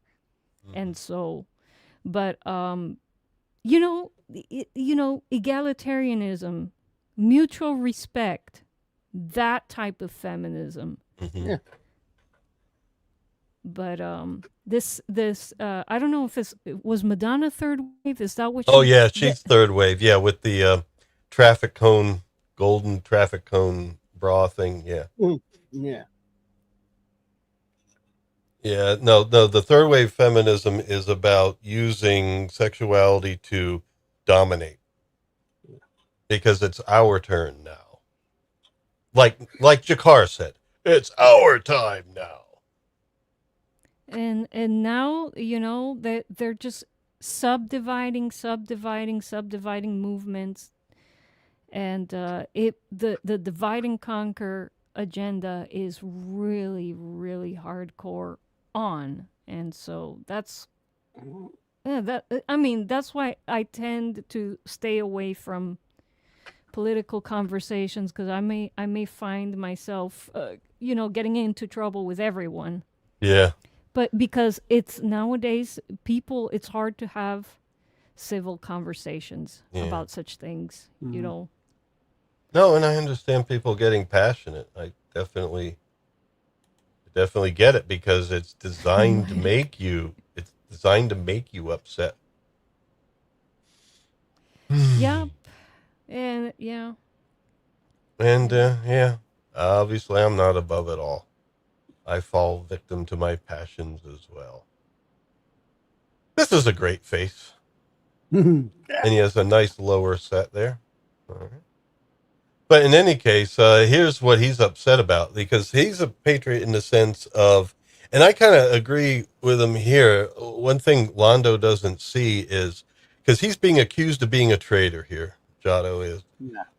And Londo's going to find out in just a little bit that it's his friend, Lord Refa, that's behind it in doing this smear campaign. But this guy sees that, this new faction overthrew, well, they were doing behind the scenes stuff, which they were, and we saw in the Turhan episode.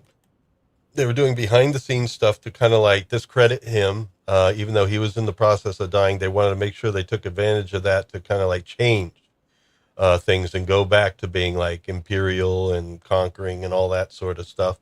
And, Tehran didn't see that, and he's voicing what Tehran believed here. It was that, greatness doesn't come through, conquering others. And, this guy was a war hero deep.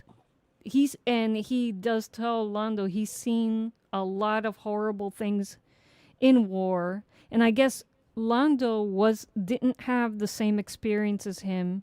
And because he didn't, he doesn't know what's important in life. And this guy here, he's like, he lost his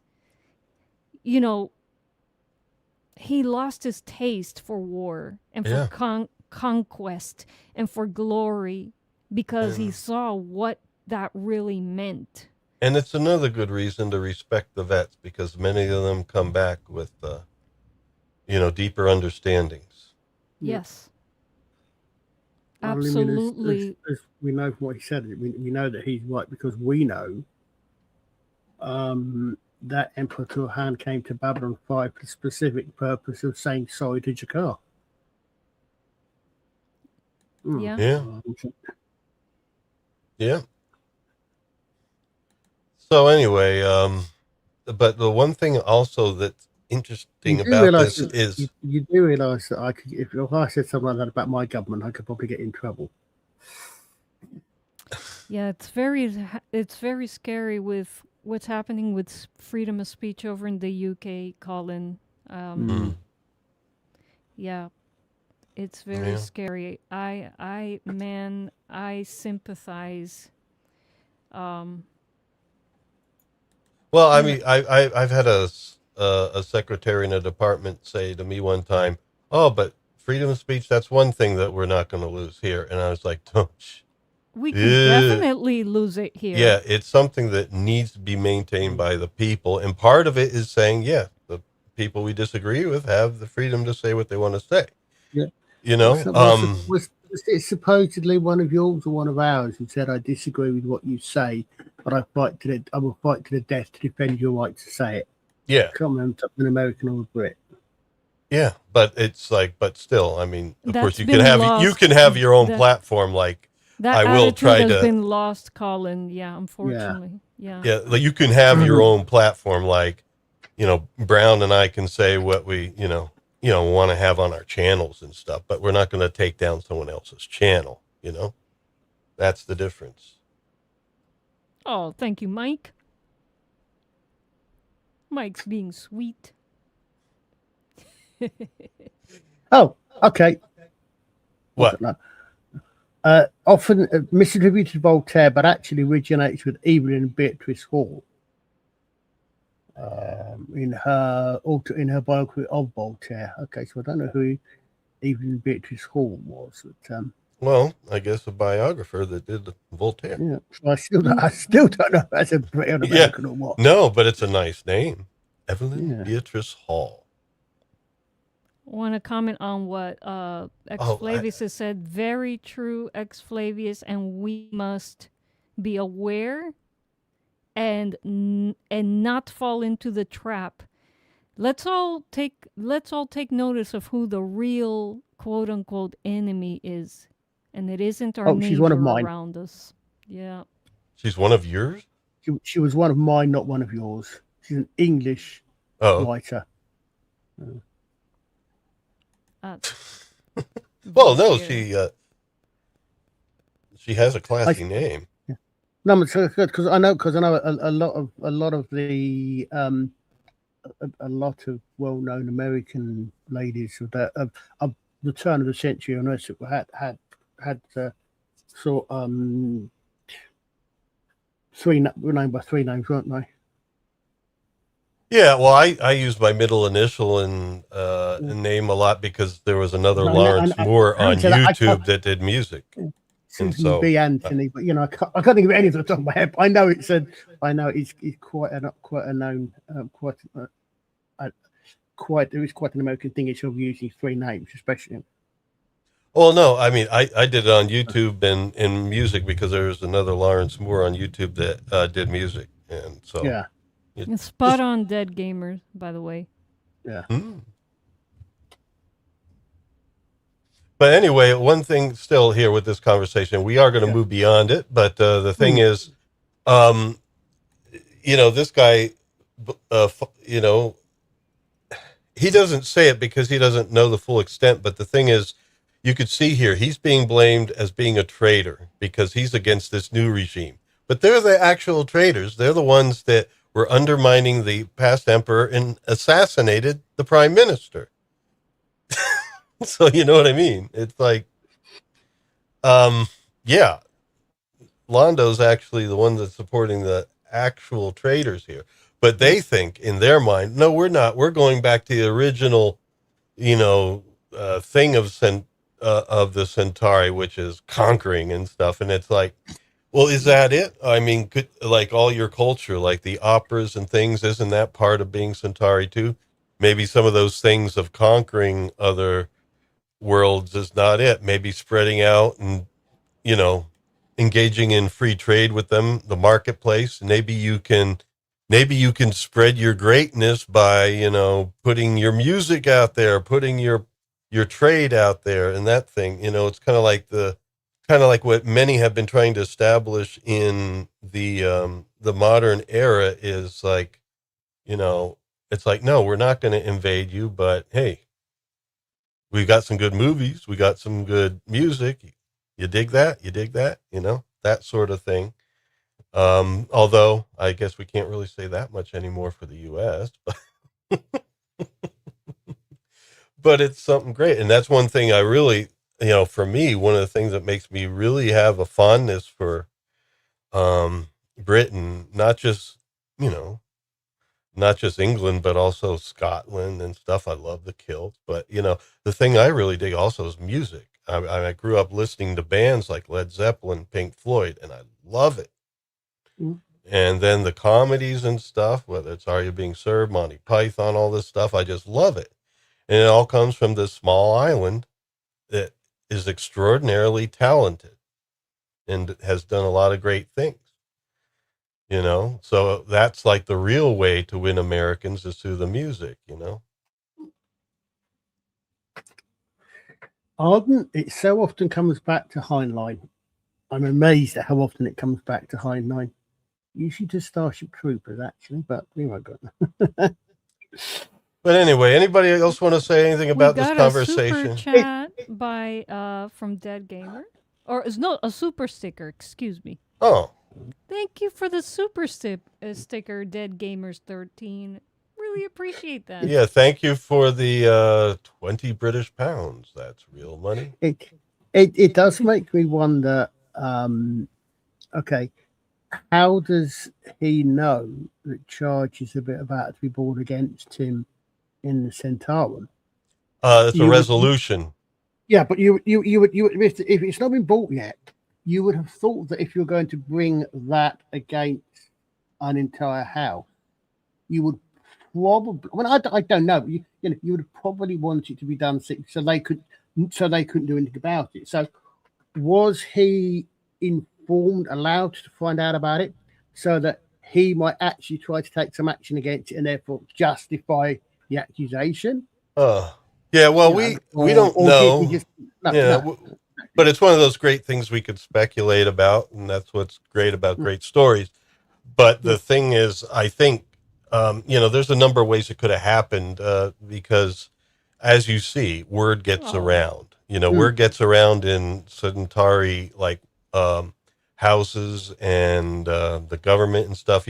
Rumors get around, word gets around, and then I guess there might be something like we have here, where anything that's going to be a resolution put forward, you can see it. I mean, we have to go online to look at the 50,000 page bill about 250 million things, but they at least make it public, except for some things they try to do at the last minute. So you don't even get enough time to read it. But either way, that's the way governments can be, but everything it is that plausible. In government is it is plausible he could find out about what they're doing. Yeah, I'm just trying to make you wonder. You think about that, there's. Oh no! And at the end, when we see what happens, I guess we all kind of know already, but I have some ideas about why there are such things as like this honorable way to go, so to speak. But in any case, we see there, is that a picture of himself? Does Londo have a picture of himself in his quarters? He does. Mm-hmm. Or is that his great uncle who resembled him? No, that's or him. He resembled. It is him. Okay. Well, anyways, but it's remarkably similar to the facial expression he's got there. Yeah, they probably thought this is a cool shot, man. And it is. It's a good shot. But I'm just like, Londo, I never grew up with posters of me in my dorm room or something. But then you often see, don't you? You do. I mean, again, possibly because you don't have a history of aristocracy the way we do in Europe. You're right. You're right. Often see that you will see there will be people will have had paintings done of them during their lifetime. No, you're right. You're right. No, it's to show off their wealth. It's like, look, I can commission an artist to do this for me. And it gets handed down and it stays with the house. Oh yeah, definitely. Like I was thinking, it's appropriate for it to be his like father or his grandfather or something,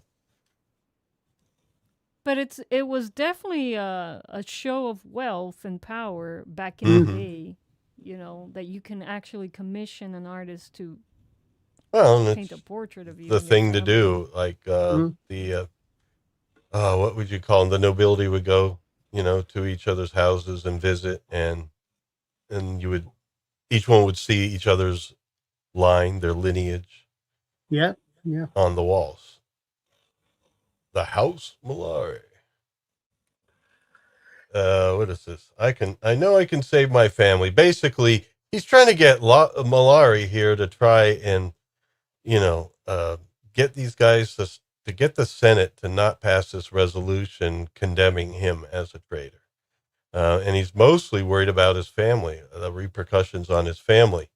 And Mollari's like, well, I disagree with you about your ideas for the future, but you don't deserve this. You're not a traitor. So yeah, Mollari is going to try and help him out and agrees to do it. And that's the end of that set of slides. I don't think Mollari,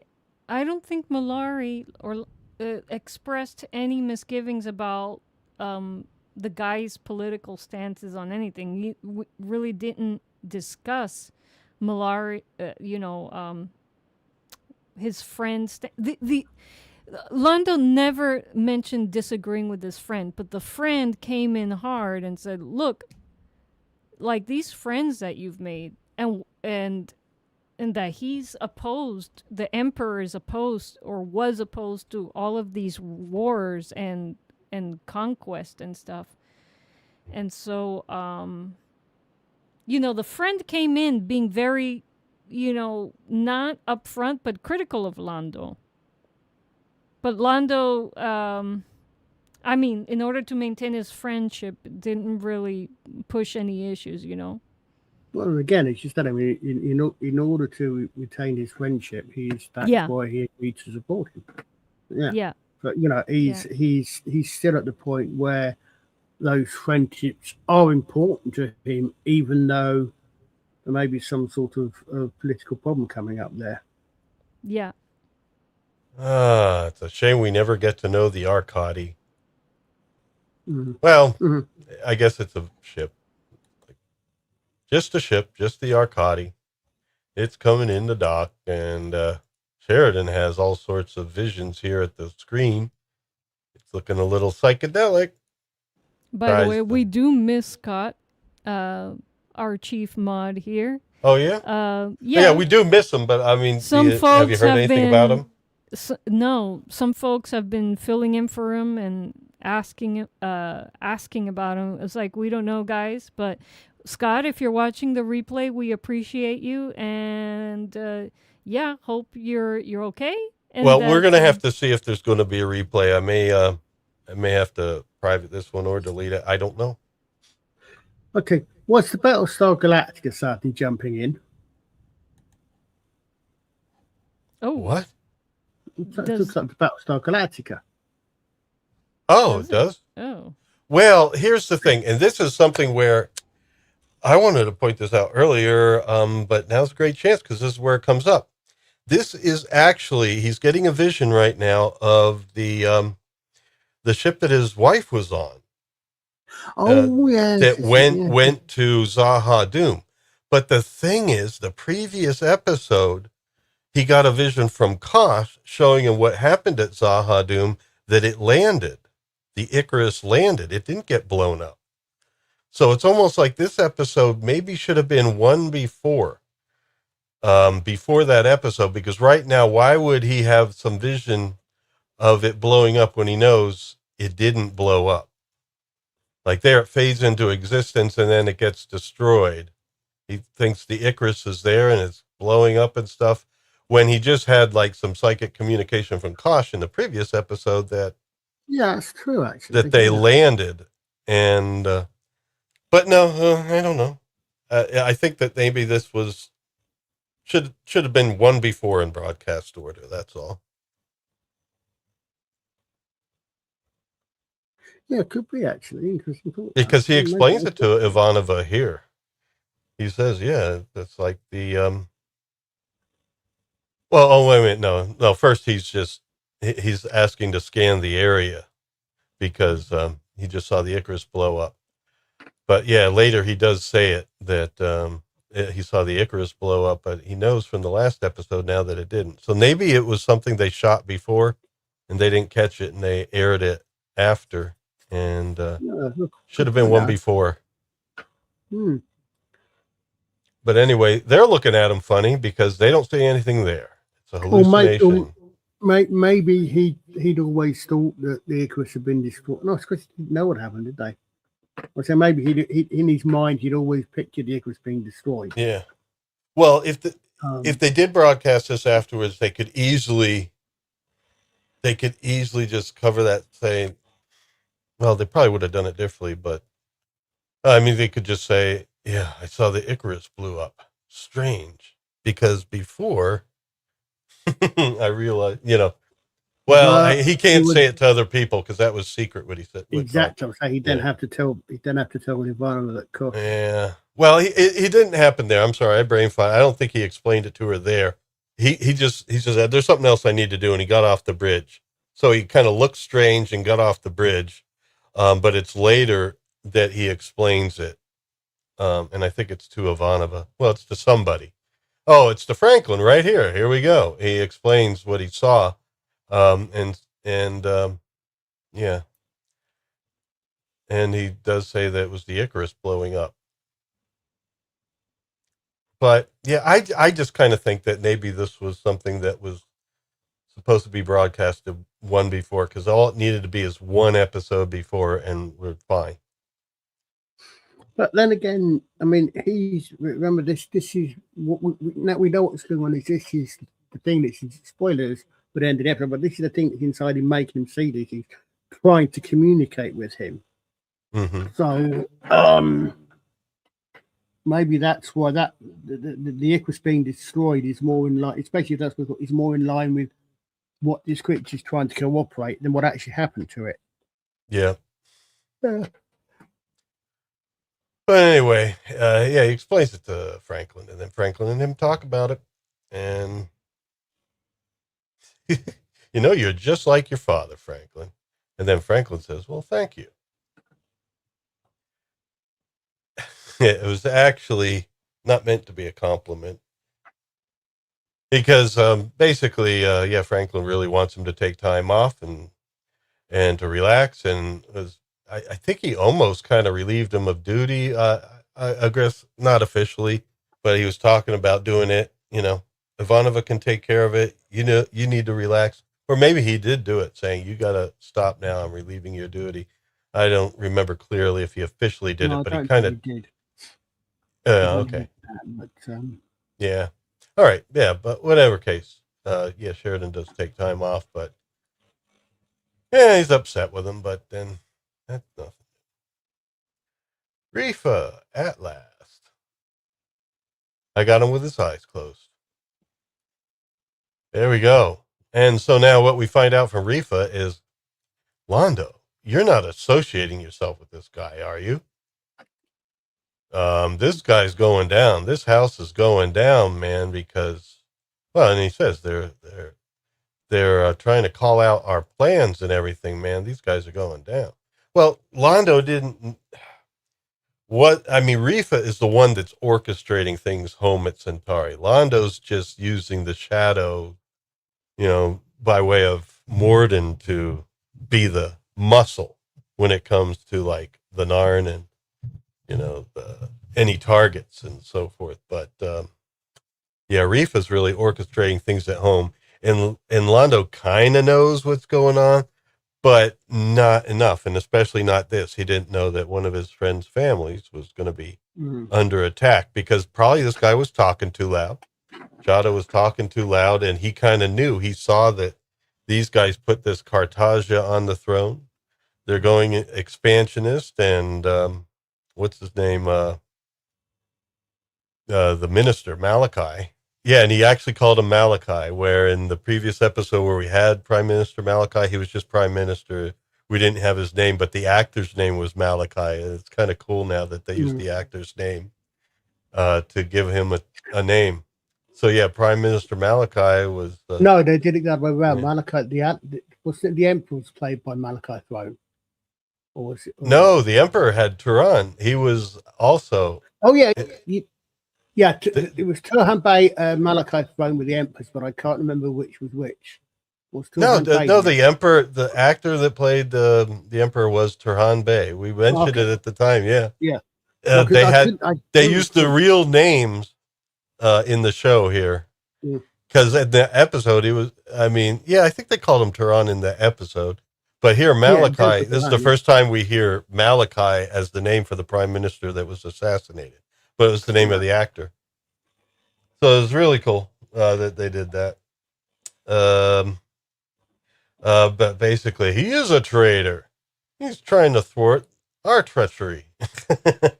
So basically, this is where Londo's being told, you can't do this. But then Londo does stick up for his friend here. And he's like, he doesn't know all of this stuff, but he's still sticking up for him. He's like, well, he's not a traitor. Come on. You got to stop this resolution. And he's like, all right, I'm not going to publicly align with him or anything, but you got to stop this resolution. I want it stopped. And Refa doesn't really give him an answer. So it's kind of like hung out there to dry. And of course, Veer's seeing it all. And he's probably putting two and two together in his head. Yes. Yeah, we'll try to protect you, of course, blinking while saying that. But, you know, I advise you not to align yourself with this house, because that house is going down and your house will be ruined too. Mm-hmm. Really, with Londo holding all the cards that he holds, You may he's no longer fit in with our plans. Well, they don't know. They don't know the depth of the shadows, but they know he has powerful allies. Yeah, they know about his well. associate. Yeah. Those guys, not knowing about the shadows are pretty ballsy because they've seen what Londo has been able to do, and Londo allows them. I guess Londo in his own life has played the underling so long that he doesn't know how to take charge and how to say, no, actually, I hold the cards here, and you're gonna do what I tell you. How about that? Maybe. But then he does. Well, he does at the end. I mean, he's like, yeah, he puts his foot down. No, he doesn't. Yeah, this guy says, you may not fit in our plans. I fit in with your plans. And then he says here, what is it? Perhaps you are forgetting who made you? Who made your plans a reality? Yeah. Londo's sticking up for himself. Look, yeah, no, he's sticking up for himself in a way that, for example, you would stick up to your boss, who is treating you unfairly. But the thing is, the boss holds the cards. In this situation, again, Londo is used to being the underling. He's always used to being on defense or being having to navigate things extra politically. In this case, because right now Refa doesn't know anything about the shadows and his relationship. I was going to say, the thing is, we don't know what. I mean, we know, we discover later on that at some point Morden contacts Refa. We don't know if any contact before Londo breaks off, and we also don't know what other agents of the shadows may be within the Centauri. Now they decided to use Centauri for their purposes. Also, you may simply be that Refa thinks that they're in a position now. They're now in a good position that they don't need Mollari, no matter what they needed from the past. So I don't know. Yeah. Well, Refa doesn't learn about Morden until Londo tells Morden to take a hike. And yeah, true. And so I mean, we right don't... now, Londo is holding all the power cards and be like, no, actually, we're going to do things this way, or else this and this and this is going to happen to you. I hold all the cards here. But at the same time, does he hold the cards? I mean, everything that he gets, if you think about it, I mean, he didn't. The last time, you're right. Morden came looking for Londo, not the other way around. Londo's contact with the shadows. He's fitting in with the shadows' plans. So, no, you're right. The people that hold the real power are definitely the shadows, and the shadows are definitely just using Londo. But in Londo's mind, and really, it should be in Refa's mind as well. Londo holds the cards. Londo keeping the shadows to himself because that is his source of power, and supposedly nobody else in the Centauri government at this point in time know about them. So go ahead. Well, no, I was going to say, but if the Centauri, if Refa and his party feel that they are now sufficiently in power, they have sufficient inland, they are on the winning. They're on a winning streak. They may feel that they don't necessarily need that. They don't need Londo and his associates. They as probably much as they used to. You're right. you're probably right. They do feel that way. But Londo could use this conversation as an opportunity to remind them that, no, actually, I hold the cards. Yeah, if he And wants to do that, but remember, Londo wants to play behind the scenes. He said that before. He doesn't want to. Londo- He likes to wield power, but not stick his neck out. That's true. But he doesn't necessarily have to stick his neck out. He just has to coordinate with Morden, and then things start happening to the supporters of Refa.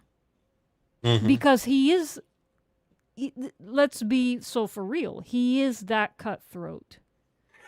The thing is, he's used to also playing second fiddle to somebody else, to being the underdog, and it's hard to, I guess, for him to break that behavior, Yeah.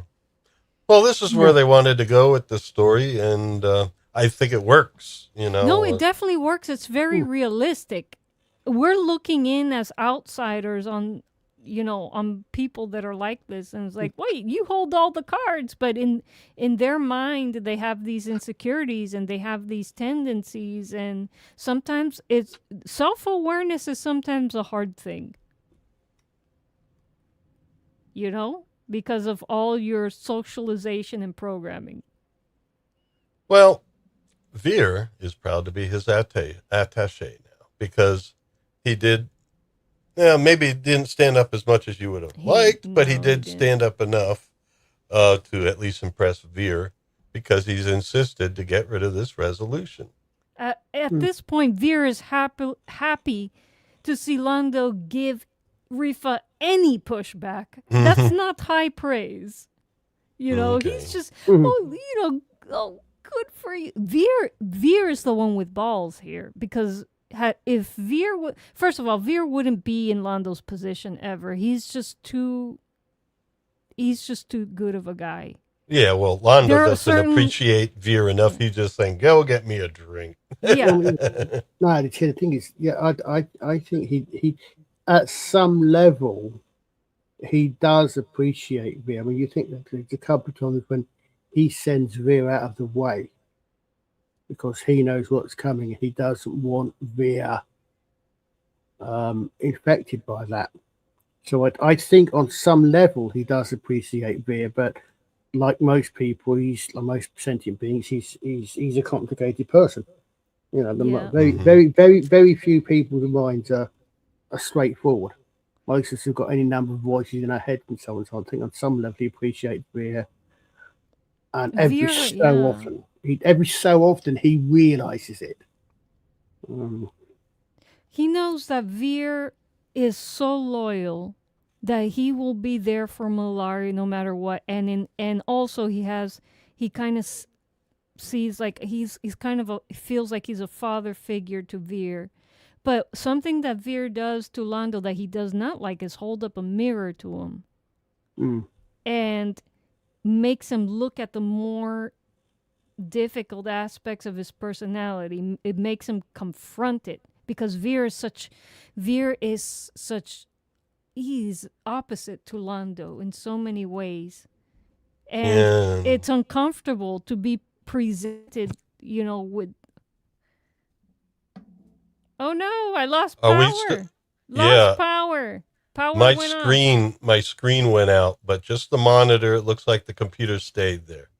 I can still. I can still hear you, Liza, and I hear you, Colin. We're still good, but my screens went blank and came back on. Sorry, Colin. Oh, folks, if you see us, if you see our icons disappear, it's because of power flicker. The power. The power. I will have the power. Yes, there's a raging storm outside. Yeah. It's getting a little quieter, so hopefully we'll be good. All right. Well, anyway, baseball. Let's turn our attention to baseball. It's not helping with Sheridan's stress.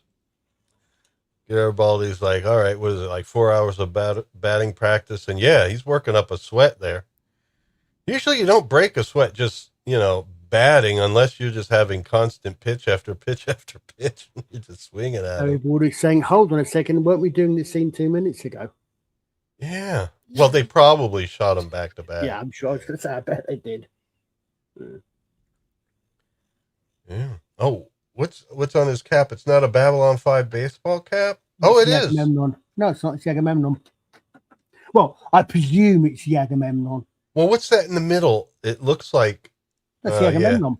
Yeah, it's an Oh. Earth Force ship. It's Yeah. it's not Babylon 5. Oh. Reasonably certain that says. I guess in the the Agamemnon Agamemnon. had its own Gift shop? Yeah. How come the Agamemnon could have a gift shop and not Babylon 5? That's kind of like man. Yeah, I mean, if you think about it, I mean, I think more so in your military than ours was certainly what I remember about military. But you do have unit patches, even that aren't part of your uniform. You will have baseball caps and so on and so forth, perhaps. So it's not unknown. I would have thought, Well, I think it was necessarily when they had a baseball, because there's a baseball team's cap. Will a baseball team would a baseball team's caps be specific to that baseball team, like part of a uniform or not? Would they have, will they have the company, the team name on it and so on? I don't know. I mean, you could put baseball caps together for anything. You could have a Mr. Brown Alliance baseball. Yeah, I mean, I know they were genetic sort. I'm just wondering if, because obviously the uniform is going to have, it's going to have the team name on it. It's going to have the player's number and all that. He said, but I don't know, because I can't actually think of any sports we play over here. it's the Leonov. It's the Leonov. Yes, I want to have. No, it could be. We are going to get there first, but you have the knowledge to make the trip work. How many minutes do I have? Yeah, I mean, I don't know. As I said, I'm not a sports ball person, but I cannot off the top of my head, and someone in the chat may know better than this, think of any sport, with the possible exception of golf, which is not played as a team sport, I don't think, of any sport which we play over here. Well, where groups, a hat groups is can. part of where a soft hat is part of the uniform, whereas baseball caps are, well, for baseball players. That's where they come from, I believe it or not. So a baseball team, part of a baseball player will wear a cap. So you have that, as I said. So Evan, you need to contact Mr. Brown and ask him for a Mr. Brown baseball Well, he has a cap. Zazzle store. In fact, that might be where Agamemnon has their gift shop. It's on Zazzle. It's on Zazzle. But Bonfire, you can print on baseball caps. I'm just saying, we could have a Londo baseball cap. Why not? Well, we do have a Londo t-shirt. That's good point, Flav. Yeah, like I said, Flav, mate, I ain't a sports ball person, but this is a good point. Cricket, you do wear something like that in cricket, don't you? I don't know. What do you wear for cricket? Do you know what? I actually, thinking about it, I actually can't think off the top of my head. Isn't he cute? But there's a cricket team. Does a cricket team's uniform actually have a specific? Does it have? I honestly don't know. I'm not being. I said. You're asking the wrong people. Unless there's someone in the chat, maybe Gavin Unit knows. I'm asking Flav because Flav just said cricket. Yeah, the only cricket that I know is what I've seen on Grace and Favor, where they were playing a cricket match. I say thinking cricket. I'm just thinking cricket wearing cricket whites, but in my head, I can't see. I don't know if a cricket team has a uniform where they just play in cricket whites. I can't remember if a cricket team has a uniform that identifies that team. Oh, I'm sure they probably have like something on there that, or something. They have the traditional garb, but they probably have something there that indicates who's who. Yeah, probably. I suspect so. But as I said, I'm not. Now, Millstone Manor didn't, but Mr. Rumbold didn't have anything. Well, in fact, I suppose cricket is actually like I said, I completely would have, but cricket is, I would say, would you say cricket is probably the closest equivalent in this country to baseball. Well, you're hitting something with wood. Yeah, I guess so. I mean, it's a and your run base. Yeah, a similar-ish idea, and it's as you said, you're hitting a ball with a bit of wood, but also it has the same sort of it has perhaps the same sort of status that baseball has. Football and American football are two big sports. Then perhaps baseball and cricket are the next most popular ones, perhaps, or depending upon what your sporting taste is. Considering I don't do sports at all, I've got far too much in there. Yeah. Well, isn't hold the phone. It's fun though. It's fun. Isn't archery a sport, Colin? Not the way we do it. Well, darts. Is just it's just like a bowless archery while you're drinking. Yeah. Dangerous. Yeah, but you said it. But do the Caps actually have the team name on it or anything? I genuinely can't remember. But yeah, you're right. But I mean, the thing is, interestingly, I have this discussion occasionally with Alex because Alex does a bit of archery. I would have to do more archery. Wow. But he does modern archery. He's got a collection of modern archery. Yeah, in other words, he does hobby archery. I do reenactment archery. Yeah. I mean, a lot of people in archery, because when I did my archery, about half the people using longbow. But modern archery, you see a lot of bows, compound bows. Compound bows. I sort of half said that I sort of once walked to a bow and got a bayonet on it because it's got balancing things and all these sorts of things that you don't need to do anything at all. So yes, it is a competitive. I suppose archery is a competitive sport. Yeah,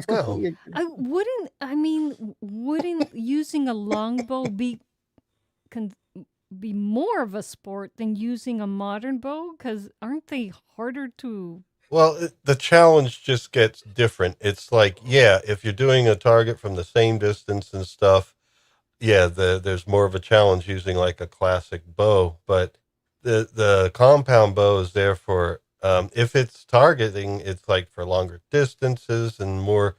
You increase the challenge and so forth, but also it's for hunting.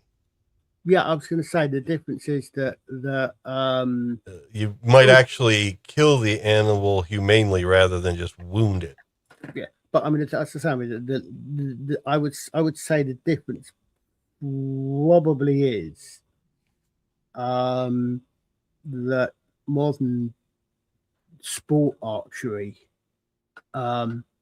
is akin to hunting. Longbow archery is still a war. Is still a combat. It's still a combat oriented device. I think it's perhaps the best way to put it. Okay, I see. I mean, it's combat. You would be not standard issue in any army that I know, but the longbow is mistaken for the people of who live in Sherwood, Colin. Hey. Oh yeah, required for Sherwood. You have to be a longbowsman to live in Sherwood. They don't like people with crossbows. Yeah, Hearn frowns on firearms. He wants bows. No, he wants longbows specifically. Remember? Yeah. That you could tell. Yeah, crossbows are just for those guys that for the bad guys. Now I can never. Which way do I put it? The longbow, I tend to phase it and yes. Excuse me a second. I just want to make sure the switch in the back of my neck is switched into the off position, well away from the lecture mode, or we'll be here until the sun comes up. Oh no. Tuesday morning. I can't. Sorry, I haven't done shows in over a year, so there's a lot. I always say that the longbow is a better weapon. The crossbow is a better weapon system because the longbow takes a lot. It's a better weapon, but it takes a lot longer to train people up, and you have to build up to use it. The crossbow you can train someone to use, and they can probably use a crossbow after day's instruction. The longbow Well, takes a lot to build up. That's what I heard. That's what I heard about it. It just in Robin of Sherwood, only the bad guys use the. Yeah. yeah, I'm like crossbows. itching to move on here if we don't mind. Yeah, I know. Well, the thing that we get in this conversation is Garibaldi does mention that this Marquab went past like Sector 14, where Babylon 4, and that's when we were talking about baseball caps. That was the look that Sheridan had when he mentioned Babylon 4. I thought it blew up, and it's like, you better check your logs on that. So there we go. And then he's telling him to keep his elbow up. But anyway, here we go. Nice lighting on the exterior of Babylon 5. Yeah, we never get to see. Wait, but Wait.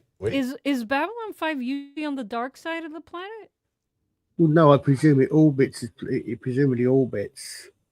But So didn't we therefore, agree that it orbits in a way that it's always over the same continent? Well, I and we think never it's see the the dark Phobos side? told us it's in a Lagrange zone or something yeah, like I mean, that. I don't know because But it's the whole if it's thing in is a that Lagrange even zone, if it it's wouldn't not have- technically orbiting, it somehow stays near that Epsilon 3, and in which case it's orbiting the sun, just like Epsilon 3. I mean, unless it's in a Lagrange point reference to Epsilon 3, so it goes behind Epsilon 3 when it does have its own light. Okay. When Epsilon 3, We've never I'm seen just- it lit up. Well, they're like that showing before. us its patio lights right here. Yeah. I mean, I would So it's, say that probably Epsilon 3 in the background. Yeah. Wait, wasn't there an AI music video with Babylon 5 and it was a bar or like a trailer and they had these lights on the outside of it? Oh yeah. Yeah. Well, I don't know if it's these lights. It was just the They red were in this the redneck configuration. the redneck that channel that does redneck versions of sci-fi things where they have AI generated characters and stuff. Yeah, they did the Babylon 5. And They that finally was did cool. Babylon 5. No, it was cool that they gave it a it's cool that they did they that. were Gave it a missing. video. They did SG-1. They did I think all of the Star I think the Trek. porch lights there were not supposed to represent the station. They were representing this is Redneck Babylon 5 because All I can say to Ardent Party is 180. Oh, you got echo there. It sounds like Yeah, you're in I a know. stadium. Yeah, I heard the echo as well. So Oh, I thought you had turned on a mic effect or something like, oh, good for you. No, I it heard just- and we hear that on and off. So he elevated himself enough to get reflection. Cool. Well, anyway, look at these unless Centauri for some girls. odd reason my mic's plugged in, and so That- it should be. That Centauri girl doesn't have the headband. It's not required. Well, Also, any decent. also, Go ahead. I'm not sure. So the one without the headband has no hair at all. I'm not sure about the other one. Oh, if she has because the ponytail thing. Yeah, because if you remember, Adira had the ponytail Mhm. on the headband. So maybe you get the headband goes with the ponytail. In other words, the headband is what holds on the makeup ponytail. At least neither has sideburns. Yeah. Yes. Magnificat. All right. So, yeah, here we have Jaddo had this event. He invited Mollari to it. He's basically got a bunch of Centauris there. It's amazing that Centauri are willing to be seen with him. I guess they all don't know. They don't know what's coming. And so they're having an event, a good old Centauri festival. And, we don't need to have the conversation so much as to, begins with pleasantries and then eventually the serious stuff comes in. But Vera and Londo do come and they have a seat. And, wow, he went all out with this festival. What do we have here?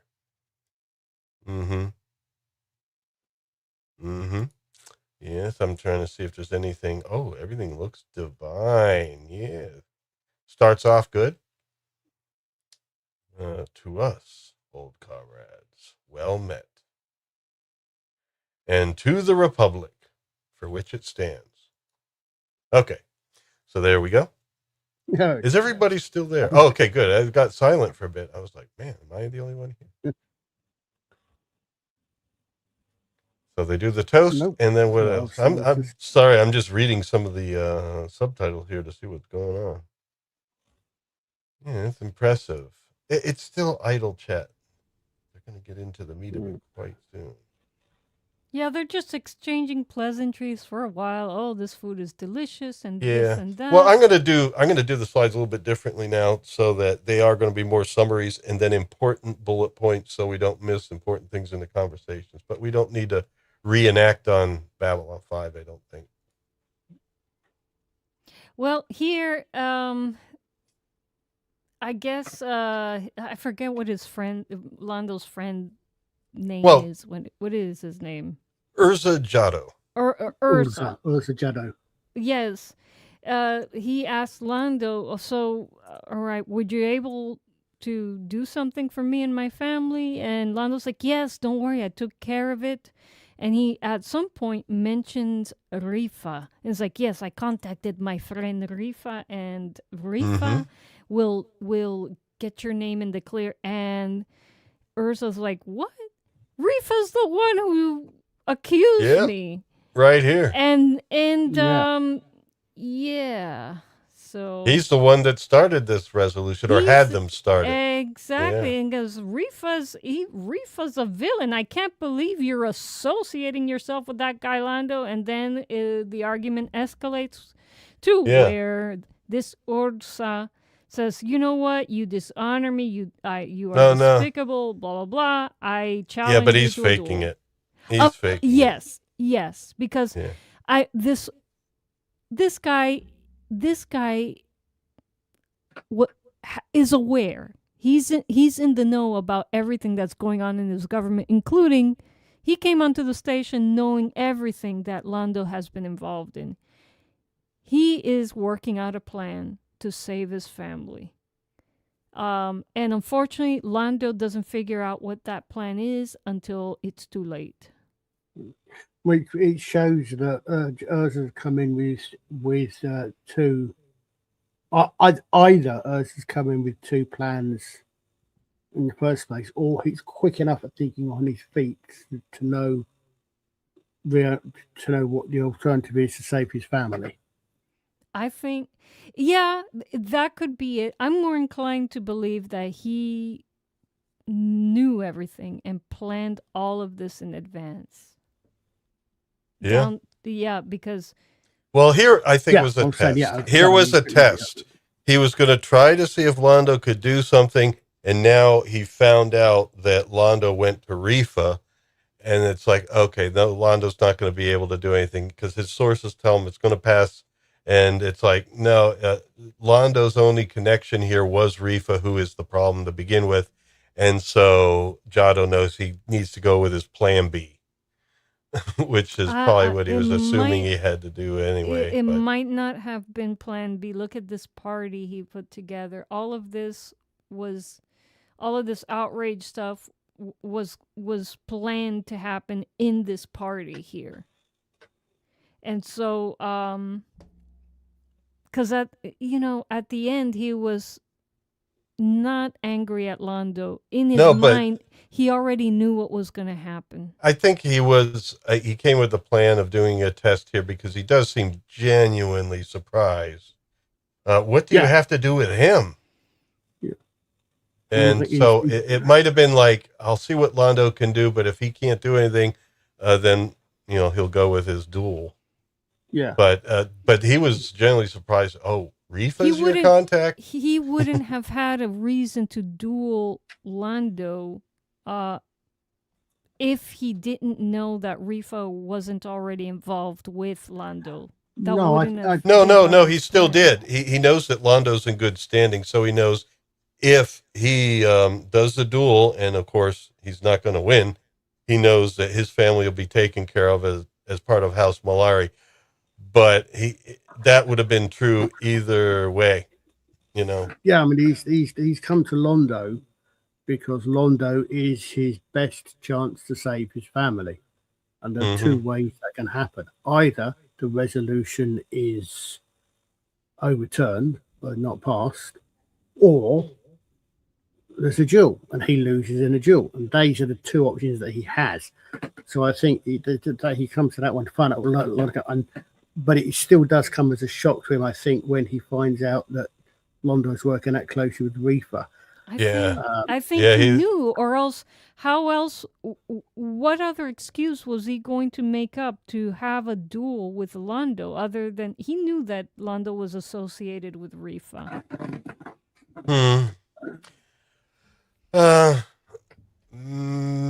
Maybe. I don't know. I just kind of think he looked like really genuinely surprised. But yeah, that's true. He needed to have some excuse to have a duel. He knew. He came knowing that Londo was associated with Refa. That, in my opinion.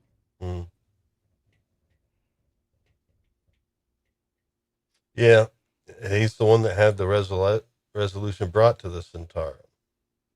You must be mistaken. Refa, he'd never do that. Come on, Londo. I mean, I don't know if Londo's just playing naive here or if he... Okay. Yeah, and he said, knowledge is a basic tool of politics. Mine is considerable.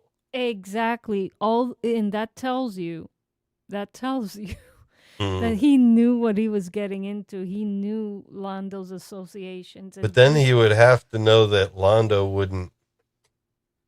He had to know that Londo, if he's involved with Refa, still wasn't deeply, deeply involved, because then what Refa would have preferred is that Londo not duel him. Because, because Refa could have his whole house dishonored and everything. I mean, and then he could take him out easily himself. He doesn't need this guy to off himself. That's almost like a way out that protects his family that Refa can't get him. Well, Refa in his little mind can't conceive that a man would sacrifice himself for his family. So it didn't even cross his mind that he'd planned this as an escape route. Maybe. For sure. Oh. He has a destiny to fulfill. Hey, World of Swap Shop, looking forward to your next one. Hey, swoopers. So the next chapter. Yeah, we do have the copy that you sent us, swappers. I haven't checked it yet, but either way, we are going to definitely enjoy your next chapter, so keep them coming, man. Folks should check out Star Wars Retold if you haven't yet.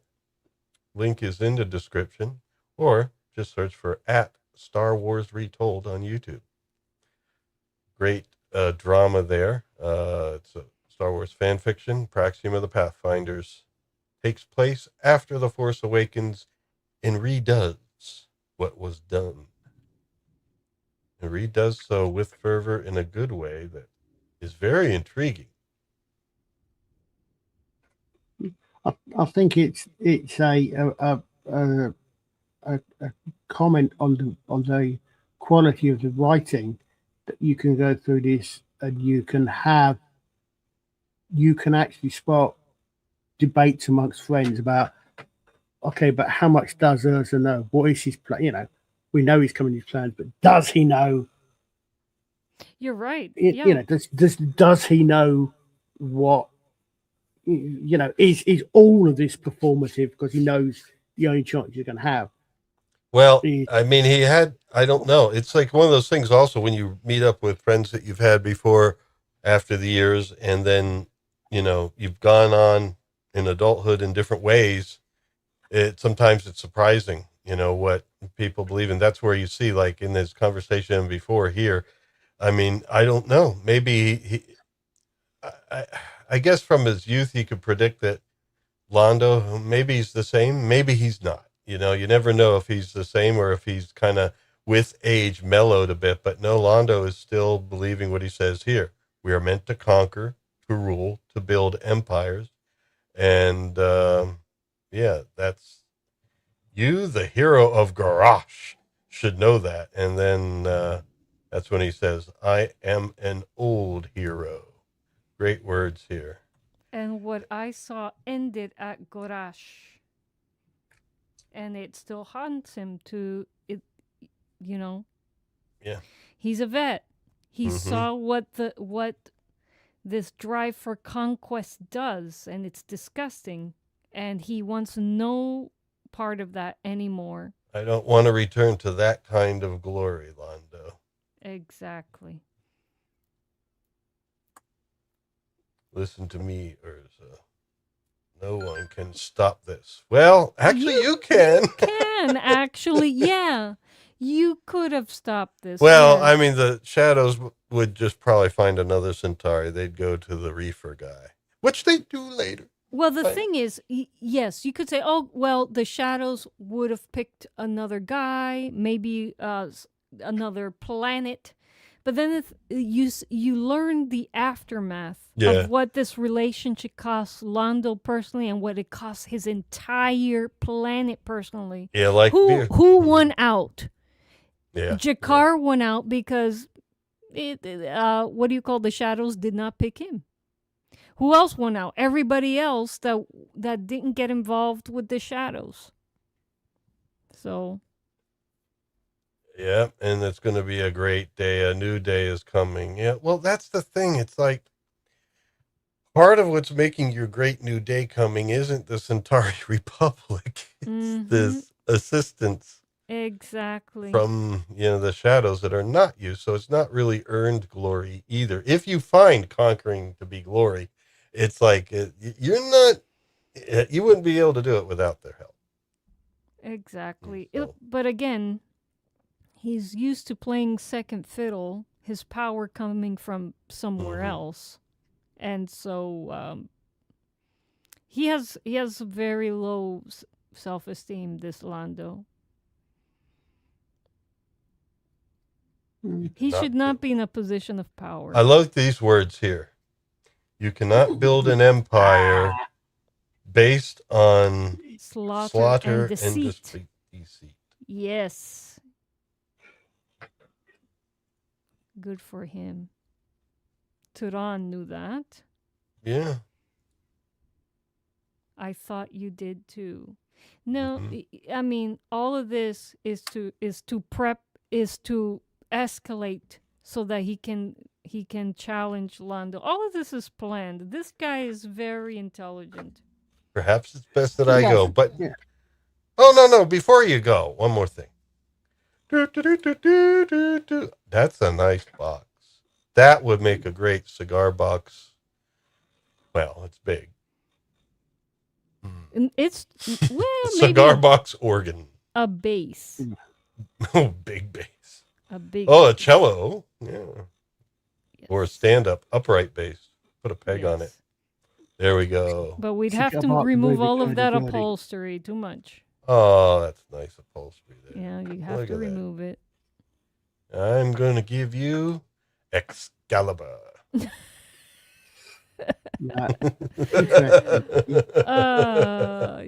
That is, we said they were based on the Roman Republic. That is, if that was a little bit shorter, that would be pretty much an almost exact double of a Roman gladius. I was thinking that, yes. Yeah. The sword for which the gladiators were named, not the other way around, by the way. The thing is, man, they for this next for the scene that's coming, they really should have hired a choreographer. Yeah. Who had experience with some type of martial arts. Yeah. Well, that's where he presents the challenge. Now that's interesting. Why did he carry out? Okay, so whatever this battle was, obviously this battle was a hand-to-hand infantry one, not a ranged energy weapon one. But then again, I suppose that's supposed to Well, I guess this is You still something bring a that sword in. you could really, I mean, technically, in like when they were doing fencing duels. I mean, Yeah. you could Yeah, I mean, technically really have done that. That I think in some of the, what was it? At least the later years that they still had fencing duels, you still had firearms. You already had some form of oh yeah, firearms. yeah. Of course, the aim may not have been all that great. And they did actually have firearm duels too. But a lot of people Yeah. stayed with the fencing for a while, and probably because it's more of a gentlemanly tradition, I Well, guess, to hack you apart. to be fair, you've got the guy who last used the longbow in action. Also, at the risk of ruining this, no, I told you, but anyway, doesn't. I can switch off the next 30 seconds. Who you don't know this one. Also marched up the beach on D-Day with a claymore in his hand, or at least on his belt. So, I mean, the British Army only stopped issuing swords for combat purposes during or around the time of World War One. Well, it's good when you're in close. I mean, and you're out of ammo. It's probably a good thing to fall back on. And the what is it, bayonets? It's like That's what a bayonet basically. It's a bayonet. Basically a sword or dagger you stick on the end of your. You stick on the. Bayonet's like a two-handed sword with like a rifle as your handle. Yeah, it turns your rifle into a spear. Yeah. Well, in any case, I could see this as basically, what was it? Obi-Wan said it's more civilized weapon for a civilized time. Or was it a civilized? I don't know. We have to ask swappers. Okay, there you go. Passoliarte. You have it. And then, boom, he puts his Kotari into the table.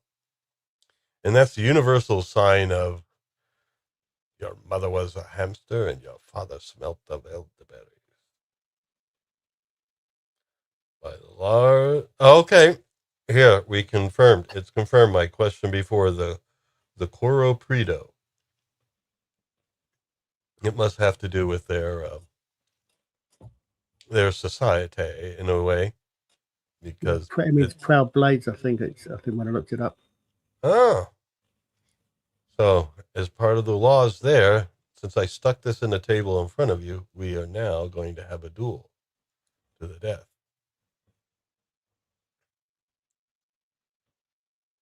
You want to fight me to the death? Really? Yes, to save my honor. I guess you're right, Liza. Because in order to make this claim here, yeah, it's really to save his family, but he's saying to save my honor, he had to do something where he felt like his honor was being besmirched for this to be workable. Maybe, yeah. But it's in a double meaning because it's going to save his honor also, because somehow he retains honor by dying this way. And I guess, societies may have rules like that because also it's a good way to give an out to some of your enemies, because if they go that way, you can at least get them out of your way. No, yeah, it's definitely something set up by a corrupt government or corrupt society. The truth, it doesn't matter. This sort of combat. Okay, this is how you can clear you and your family's name. Yeah. I told you. Oh, no. I take your gift and your challenge. And Veer is like, "Are you crazy?" What? Yeah, the Veer does the head nod there. Huh? What?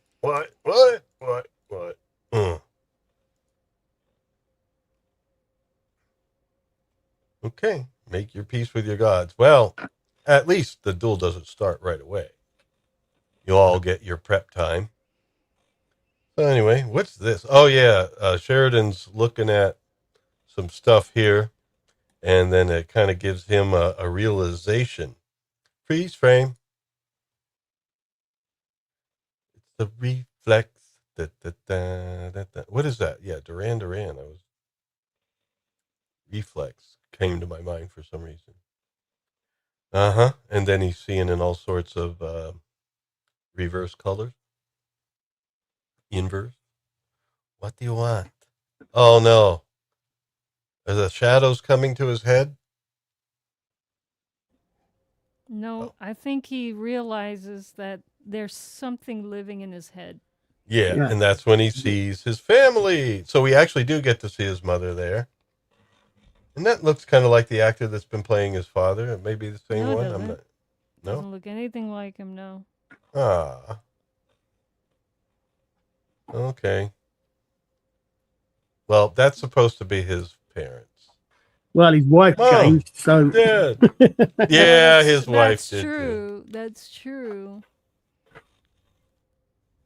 Mom, Dad. Yes.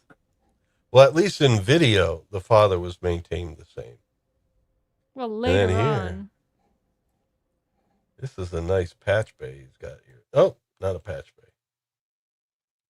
His alarm goes off, so he's basically going somewhere, and they don't know where he's going. He's not his alarm, his link. Garibaldi's trying to reach him, but Sheridan's going to head on out. He has an epiphany. So anyway, Veer's like saying, why are you doing this? This is madness. This is crazy, man. It's the rule of the Coro Predo. He said it means proud knives. I guess Veer didn't know that. Oh, it's for the audience, man. Well, Veer may not have kept up with it all. Well, the way that set this up, you notice that Londo has an accent. His friend Urza Refa has an accent, but they're all his age, right? And Veer doesn't have the same accent as them. It gives you kind of like the vibe of first generation American kind of thing. It's like, oh, this is the old school, your parents and stuff. They really wanted you to see that family dynamic between Londo and Veer. Yeah, it was like Veer's more like the modern thinking or new thinking, and Londo's more of the tradition and everything. More the tradition from the home country. Yeah, and so anyway, he's got to do it.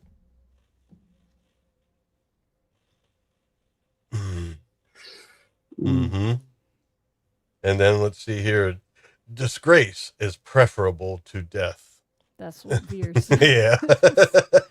Veer is like, this is not logical. Think about this, Londo. There was a time when I would agree with you. That time has passed. Oh, so he would prefer disgrace over death. Oh, no. Never mind. He would prefer death over disgrace. Is what but he was agreeing with Veer. It's like, not too long ago, I would have agreed with you, because before he had no power. He had nothing really no ladder to climb up. And so he just focused on enjoying life, enjoying himself. And he should have stayed there, really. He figured out later that was the best time of his life. He figured that out later. And so now that he has a ladder to climb, he is concerned with appearances and, posturing and honor and things that, in the long scheme of things, I mean, depending on what you think gives you honor, doesn't really mean anything.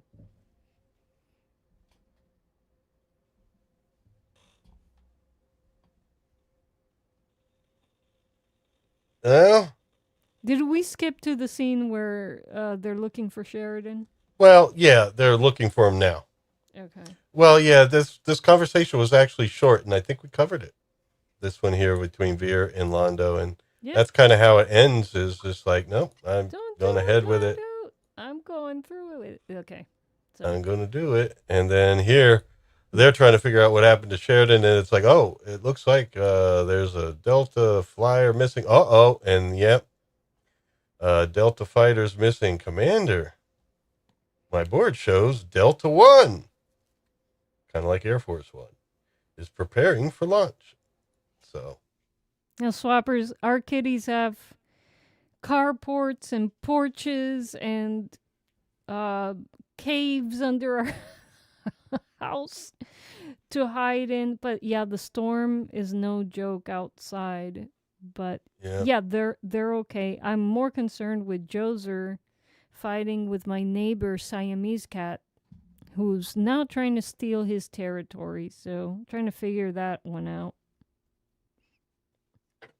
I'll be back before you know it. I hope. Yeah, well, he's confident, but with some reservations. So Sheridan's out. He's going for a bit of a trip. And we get at the conclusion the answer for that in its entirety. But now we have our duel. And it's being announced. And basically, yes, it is a fight to the death. And you all need to take your coats off. Well, I guess you're more maneuverable. But, Londo's just checking at the last minute. Are you sure you want to do this? He's like, yes. And he said, you never could best me with a Cortari, Londo Mollari. And Londo's like, well, I was never fighting for my life before. You'll see I put great importance on it or something like that. So, yeah, when you're fighting for your own life, you tend to fight a little bit better, I guess.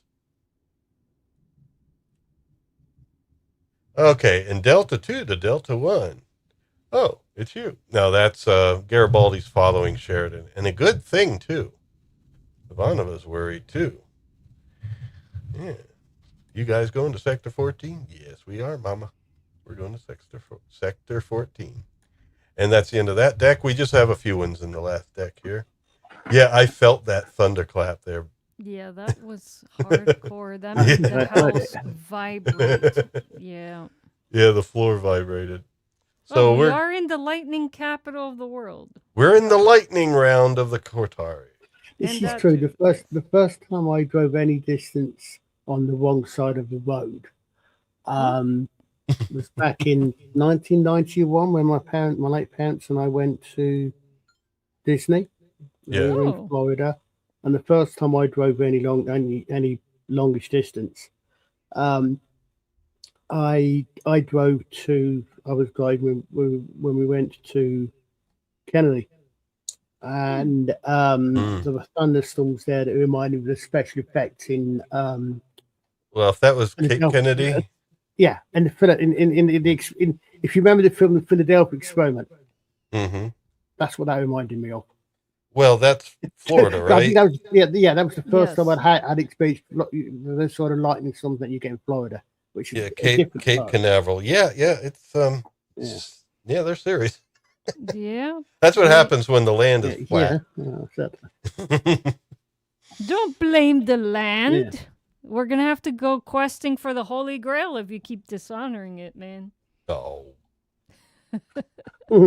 All right, the Morago, that's the name of the duel. It's called the Morago.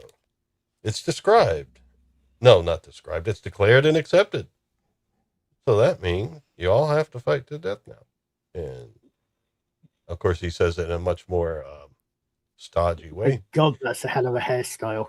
Yeah, his goes Oh, yeah, this guy, he looks like, what was that one? I forget what the character was called, but it was in Tron.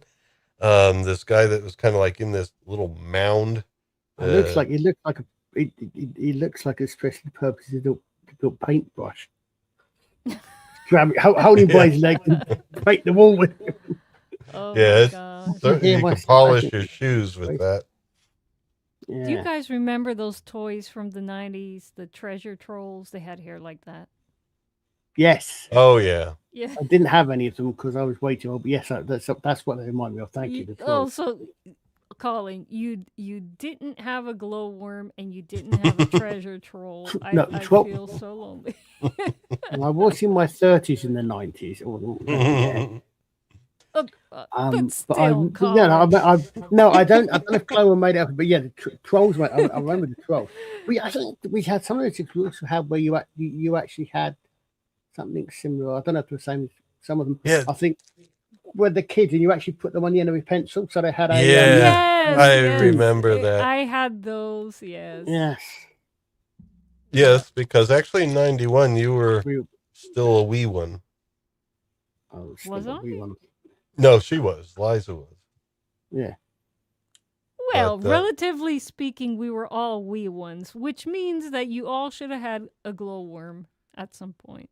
No, the difference is I was like 17 and you were like 8. But they were so cool. Aw. I'm sure a 17-year-old would love a light-up teddy bear. No. A 17-year-old girl probably would. Difference between girls, between young ladies and young men, young women and young men. But a 17-year-old would love it. Would probably love a glow up, love a glow in the dark Sydney Sweeney doll. I think yeah. Well, that would have been too early, but I think you would love a glow in the dark Sydney Sweeney doll. Glow in the dark though, man, lighting up like that. Wow. Yeah. Well, we have here a duel, and these guys have been patiently waiting for us to finish the conversation, and he just decides to call them Scaltura. And what does that mean? That means I didn't mention it. That's his swift. Yeah, I know. Yeah, he was called Scaltura. Oh, silent blade, I think. Yeah. Yeah. Yeah, it had something to do with silent because apparently Scaltura moves silently. But Londo takes the first attack here, but he gets blocked, and then he gets swiped in the arm. And so he got a bit of a cut. I guess, Scaltura wanted to make it look real. So. Yeah, you have to make it convincing for sure. That pose is what my fighter colleagues would call telegraphing to the audience and telegraphing your next blow for your opponent. Yeah, definitely. An actual fighter would say, "Oh, open target, stabby, stabby." Yeah, but fear is concerned. But back to Sheridan. And he's basically starting to explain now a little bit, I guess. He's going to Babylon 4, or where Babylon 4 was last seen. And as he's going there, his ship starts doing a little bit of glowy, and he sees an oval thing, and it lights up, and stuff starts coming out of his head. The light is radiating out of my head. Zap, zap, zap, zap. And it gets sucked into the vortex. And there we go. But unfortunately, when you have an alien come out your head like that, you also then tend to pass out. And so Garibaldi's like, Captain, you with me? You there? You there? You there? I didn't know Garibaldi was following him. Yeah, he was following him. That's had a slide that talked about Delta 2. Missed that. I guess the Delta numbers come out. Well, I guess. Yeah, I guess Sheridan is always considered Delta 1. Which one he's using. I don't think they have one fighter just for him. It's just called Delta 1 in order, I guess, of rank, maybe. Yeah, well, because Gallus was Zeta 1, wasn't he? Because they decided they didn't want to decide between Z and Z, so they ran for Zeta. Now that's interesting. Yeah, that's a nice helmet. Yeah, but notice the decal.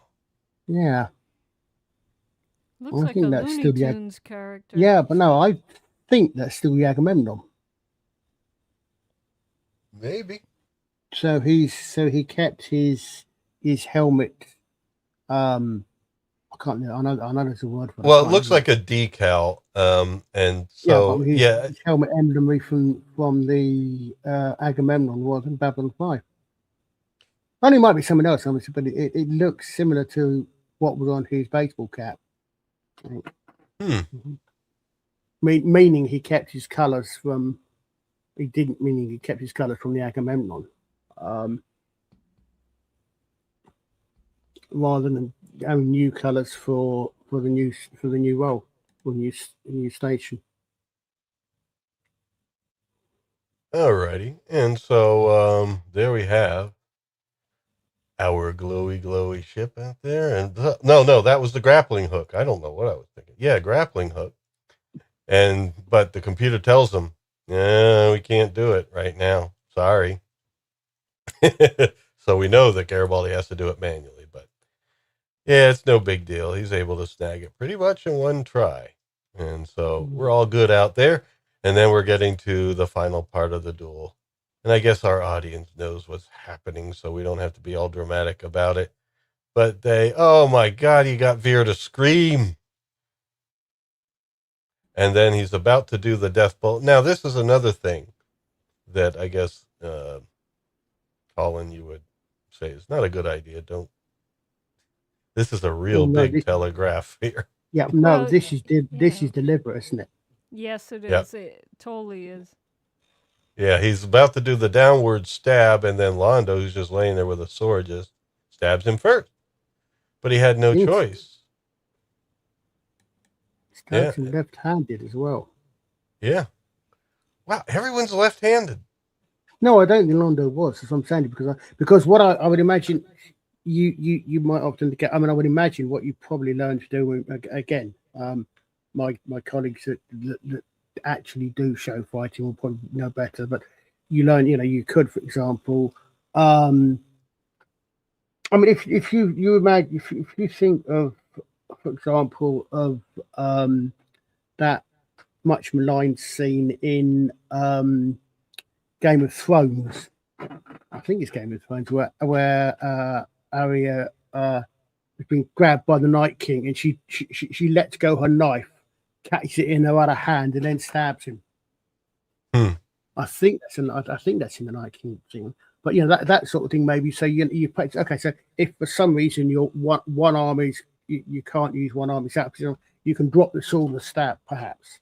But you would probably, I would imagine, for something like that, if you're fighting for real, you would want to be able to fight with both hands. Just perhaps not as well. And he's better positioned for left hand blow there, perhaps. I don't think he was left-handed. I could be wrong, but well, he's using his wounded arm there. So, but whatever. Maybe they did it for camera angle. They needed. Yeah. I don't know. And then there, I'm pretty certain he's got two-handed grip on it. He's gone up. Yeah. He's put his other hand in it. Well, you do when you're pulling it out. Or maybe, or maybe it's just slightly different shots. There wasn't one single shot. Well, off to Stargate. Yeah. Yep. F. A fair stroke, Pasa Leati.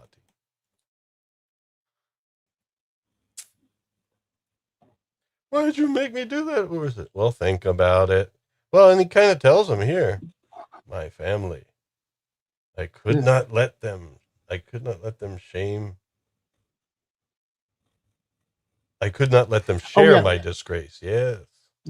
Thanks, Arden. I know that's not why the scene's revolved. To be honest, I never actually watched Game of Thrones. I just know all about it because it's all over the place. But yeah, that was a nice drop I was thinking of. I know there's a number of other reasons. In that case, Arden, do you watch Jill Bear Up? This way he gets to die with honor. Yeah. And you will see they are protected. Yeah. And he promises, yes, I promise it. And you better, man.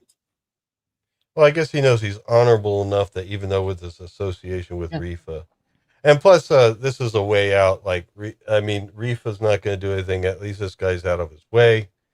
The family's not going to cause problems because they're just family, I guess.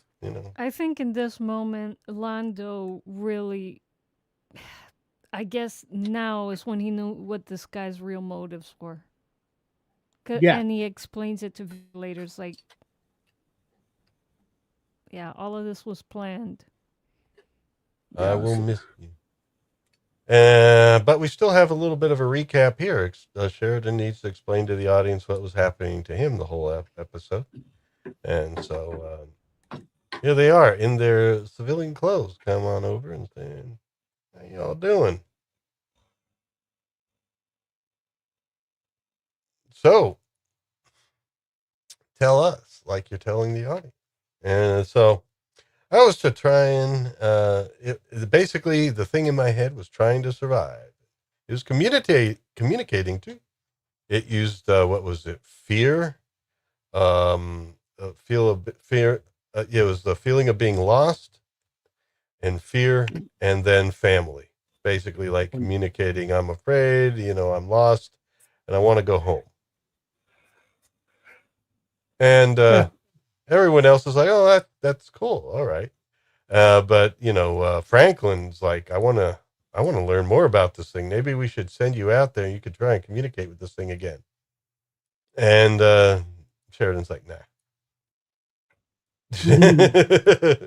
Yeah. One of us like, you seem excited about this. And he's like, nah, I don't want to do that. And he's like, yeah, I understand. Cheers. That's the end of that. And then we're back here. A nice segue to the other container of a beverage, shall we say. And then we have our closing comments here. So Veer wants to know, I made the arrangement for Urza's family. And he's like, yes, very good, Veer. Thank you very much. You had no choice. He thinks that, Londo's feeling bad and he's like trying to reassure him. It's just a nice Veer. He would have killed you if would not have killed him first. And it's like, he could have killed me any time. He was right when he said I could never match him with the Kutari. But my death would not have served his family. And saved his family. Yes, all right. Thank you. By the rules of the Mongago, or Morago, excuse me, now he's got to take care of, his family needs to take care of Jaddo's family. His family is now House Mollari and are protected. And he got to die with honor.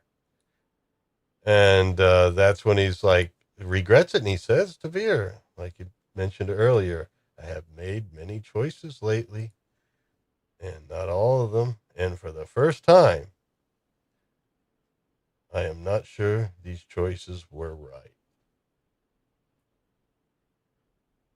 And that's when Veer says, it's not too late. Go ahead, Liza. No, that's what I was going to say. Veer says, good, then you've learned something from this. And let's turn this course around. And Londo continues like, nah, I'm too deep. I have no choice. The blood is already on my hands. It's never too late to start doing the right thing, ever. Ever. Right or wrong, I must follow the path though? to its end. Why is the question? Why does he think this? Why do any of us think this?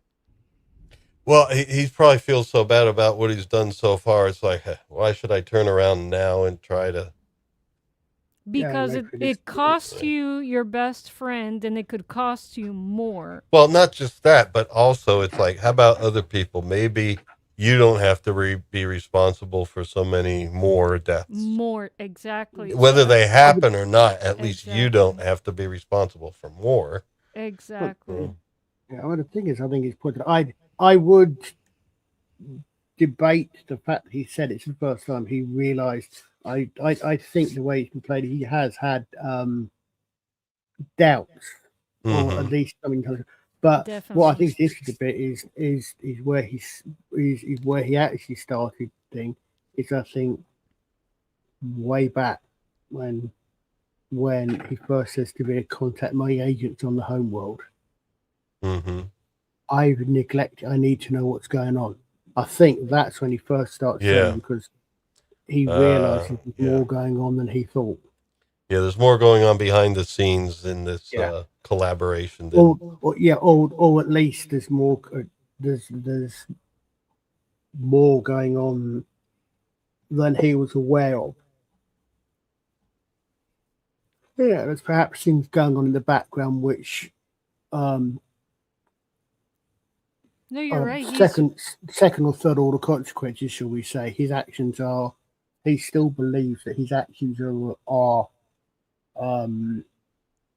there for what his point of view is the good of the Centauri Republic. But if the Centauri Republic in capital letters, can turn on his friend who's always been loyal and have his friend who he knows he's been almost, and have him accused of treason, etc., then is this the Centauri Republic I'm fighting for? I think that's a lot of the way through this. I think doubts sort of creep in here and there to him, but it takes him a long time to actually realize. Yeah, I think he realizes here now, because of what this guy said about them taking out the prime minister. He's got to think back now and say, I remember Refa saying he was going to take care of something, and it's better you don't know. And Londo has practiced ignorance. Yes. And in the way that he chose not to be informed. And he had the means of getting informed. And the thing is, he's very self-centered. It wasn't until his actions caused the death of his friend by his own hand that he really started to think about how his actions are affecting the Centauri Republic. Very, very self-centered guy. But then, of course, he's not done with the game. He's going to continue because he feels like he's in too deep. And again, this is, I know that sometimes a lot of us get into these type of situations like, well, I can't pull out now. We're in too deep, this and that. It's never ever too late to turn around and do the right thing. Ever. So, he's such a tragic character. Yes, definitely. Oh my gosh. Well, someone said in the ancient Greek sense of the word, he really is. Yeah, he is. Well, we've completed this one, and here we go. So, and it just continues to get more tragic as we go on. But that's why it's such a great story. I guess we need some tragedy, don't we? So anyway, any closing thoughts before we call it a night? No, I think it's another episode which could be sort of seen as largely filler, but you don't realise till later on some of the points that are actually brought up there. There's very small points almost in passing, until you realise they're important later on. Yeah, the B plot here was, I think, a good idea, but not necessarily executed great. I never seen. I mean, the only thing the B plot served to do was remind us of Babylon 5, Babylon 4 and Sector 14. And we ain't going to go back there again for another 2 seasons. Sorry, till next season. We were in season 2, aren't we? Right. Yeah. They could have introduced the character Sheridan to what really happened with B4 another way. I thought that I guess Bermuda Triangle of Babylon 5 kind of bent on this was really could have been done another way. Yeah, but I mean, I suppose it's the seasonal mention of Babylon 4, just to keep it in people's minds. Yeah. Yeah. I mean, I guess that would be a good challenge for if you were a teacher of an English class, and it's like, okay, students, I want your for homework. You have to write a short story replacing the B plot in and your goal is to convincingly find a way to introduce John Sheridan to what happened in B4. Yeah. That is your next homework assignment. It's due on Wednesday. But mind you, didn't he at some point say it was him that said he checked all the records or something? So I'm kind of surprised. Garibaldi said check the records, and we assume that's what he's doing when he was looking at it in his quarters before he decided to go. I thought at some point he'd said something about he'd checked the records when he first came aboard. But wait, oh, excuse me, maybe yeah, no worries. I just yawned too. Yeah, I think it's I mean, the idea is, I mean, what they did was okay. I just think the execution of it, I mean, somehow it just seemed like, I mean, the whole time. Yeah, it was. Yeah, you really wanted to stay in the Mollari story the whole time. Right. Did not interest me whatsoever. And like I said, maybe a fifth grader could do a better job. Oh, wow. It was that distracting. I really wanted to stay with the meat of the story here. Sometimes the B plots are fun, but in this case, they should have thought of a more creative way. They should have more purple and green Drazi fighting each other. Yes. Let's bring back the Drazi War and somehow get Sheridan introduced to the lore of B4 that way. I mean, you literally could have dropped the entire B plot and it would have made absolutely no difference whatsoever.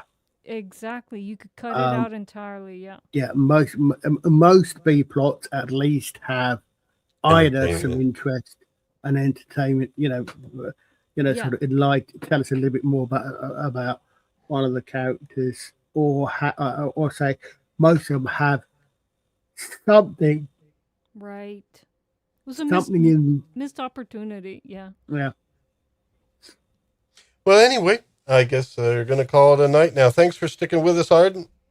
Great to have you around. I mean, definitely also drop your link there in the chat so folks can check out your stuff. I believe it's Rumble that Arden Party is on. Yep. Arden Party on Rumble. All righty. And so a bit of fireworks tonight, but it's calm now. And I think right now all of us probably just need a good night's sleep. And we'll see what's up. But Wednesday, I mean, I believe we're still going to go ahead with the Monty Python, the Holy Grail. And I'll let you know, Colin, we do have a request that Baron AWK would like to come on. Oh, you did say that. Good. Yeah. Yes. Yeah, I did respond. Didn't you get it? I don't remember. I said that, what I'm saying now basically is I'm going to see after I make the slides if it's going to be this week or next, because I know Tim is towards the end, but maybe I'll try to keep it. Well, that's the thing. I'll see exactly where it's at. If we have enough for a week 3 after Tim, then it'll be on week 2. Because I don't want him to have to come on 2 nights. You know what I mean? Unless he wants to. I mean, I know, because he was particularly interested in being Tim in particular. So yeah. All right, but that sounds good. So we're going to check it out, but it's I'll let you know how it's going to be arranged. All righty, folks. So thank you for joining us. We'll be back Wednesday with Monty Python and the Holy Grail and a reenactment, which will not be monetized. YouTube is now able to tell if you're doing scripts of things, and if you're reading off scripts, I guess, for too long, like basically every point we read would have to be cut out to be monetized. And it's like, no, that's the whole stream. So I just let it be unmonetized. But you've got I guess 5 minutes of side waffle. Yeah, exactly. So anyway, that's going to be how it is the next 2 weeks, but that's fine. We need to finish it. Our audience wants it. Yeah. And then after that, we're going to we're going to see what's up next for the Wednesdays. But Dragon Sundays Heart and Wednesdays. Iron list, isn't it?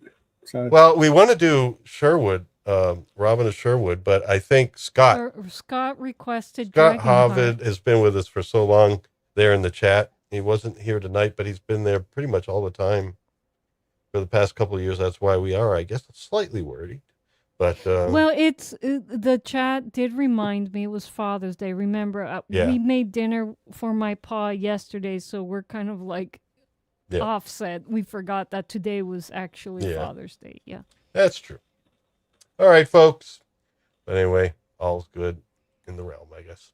But anyway, any important announcements will be on the community page, the posts page on YouTube. Until then, take care.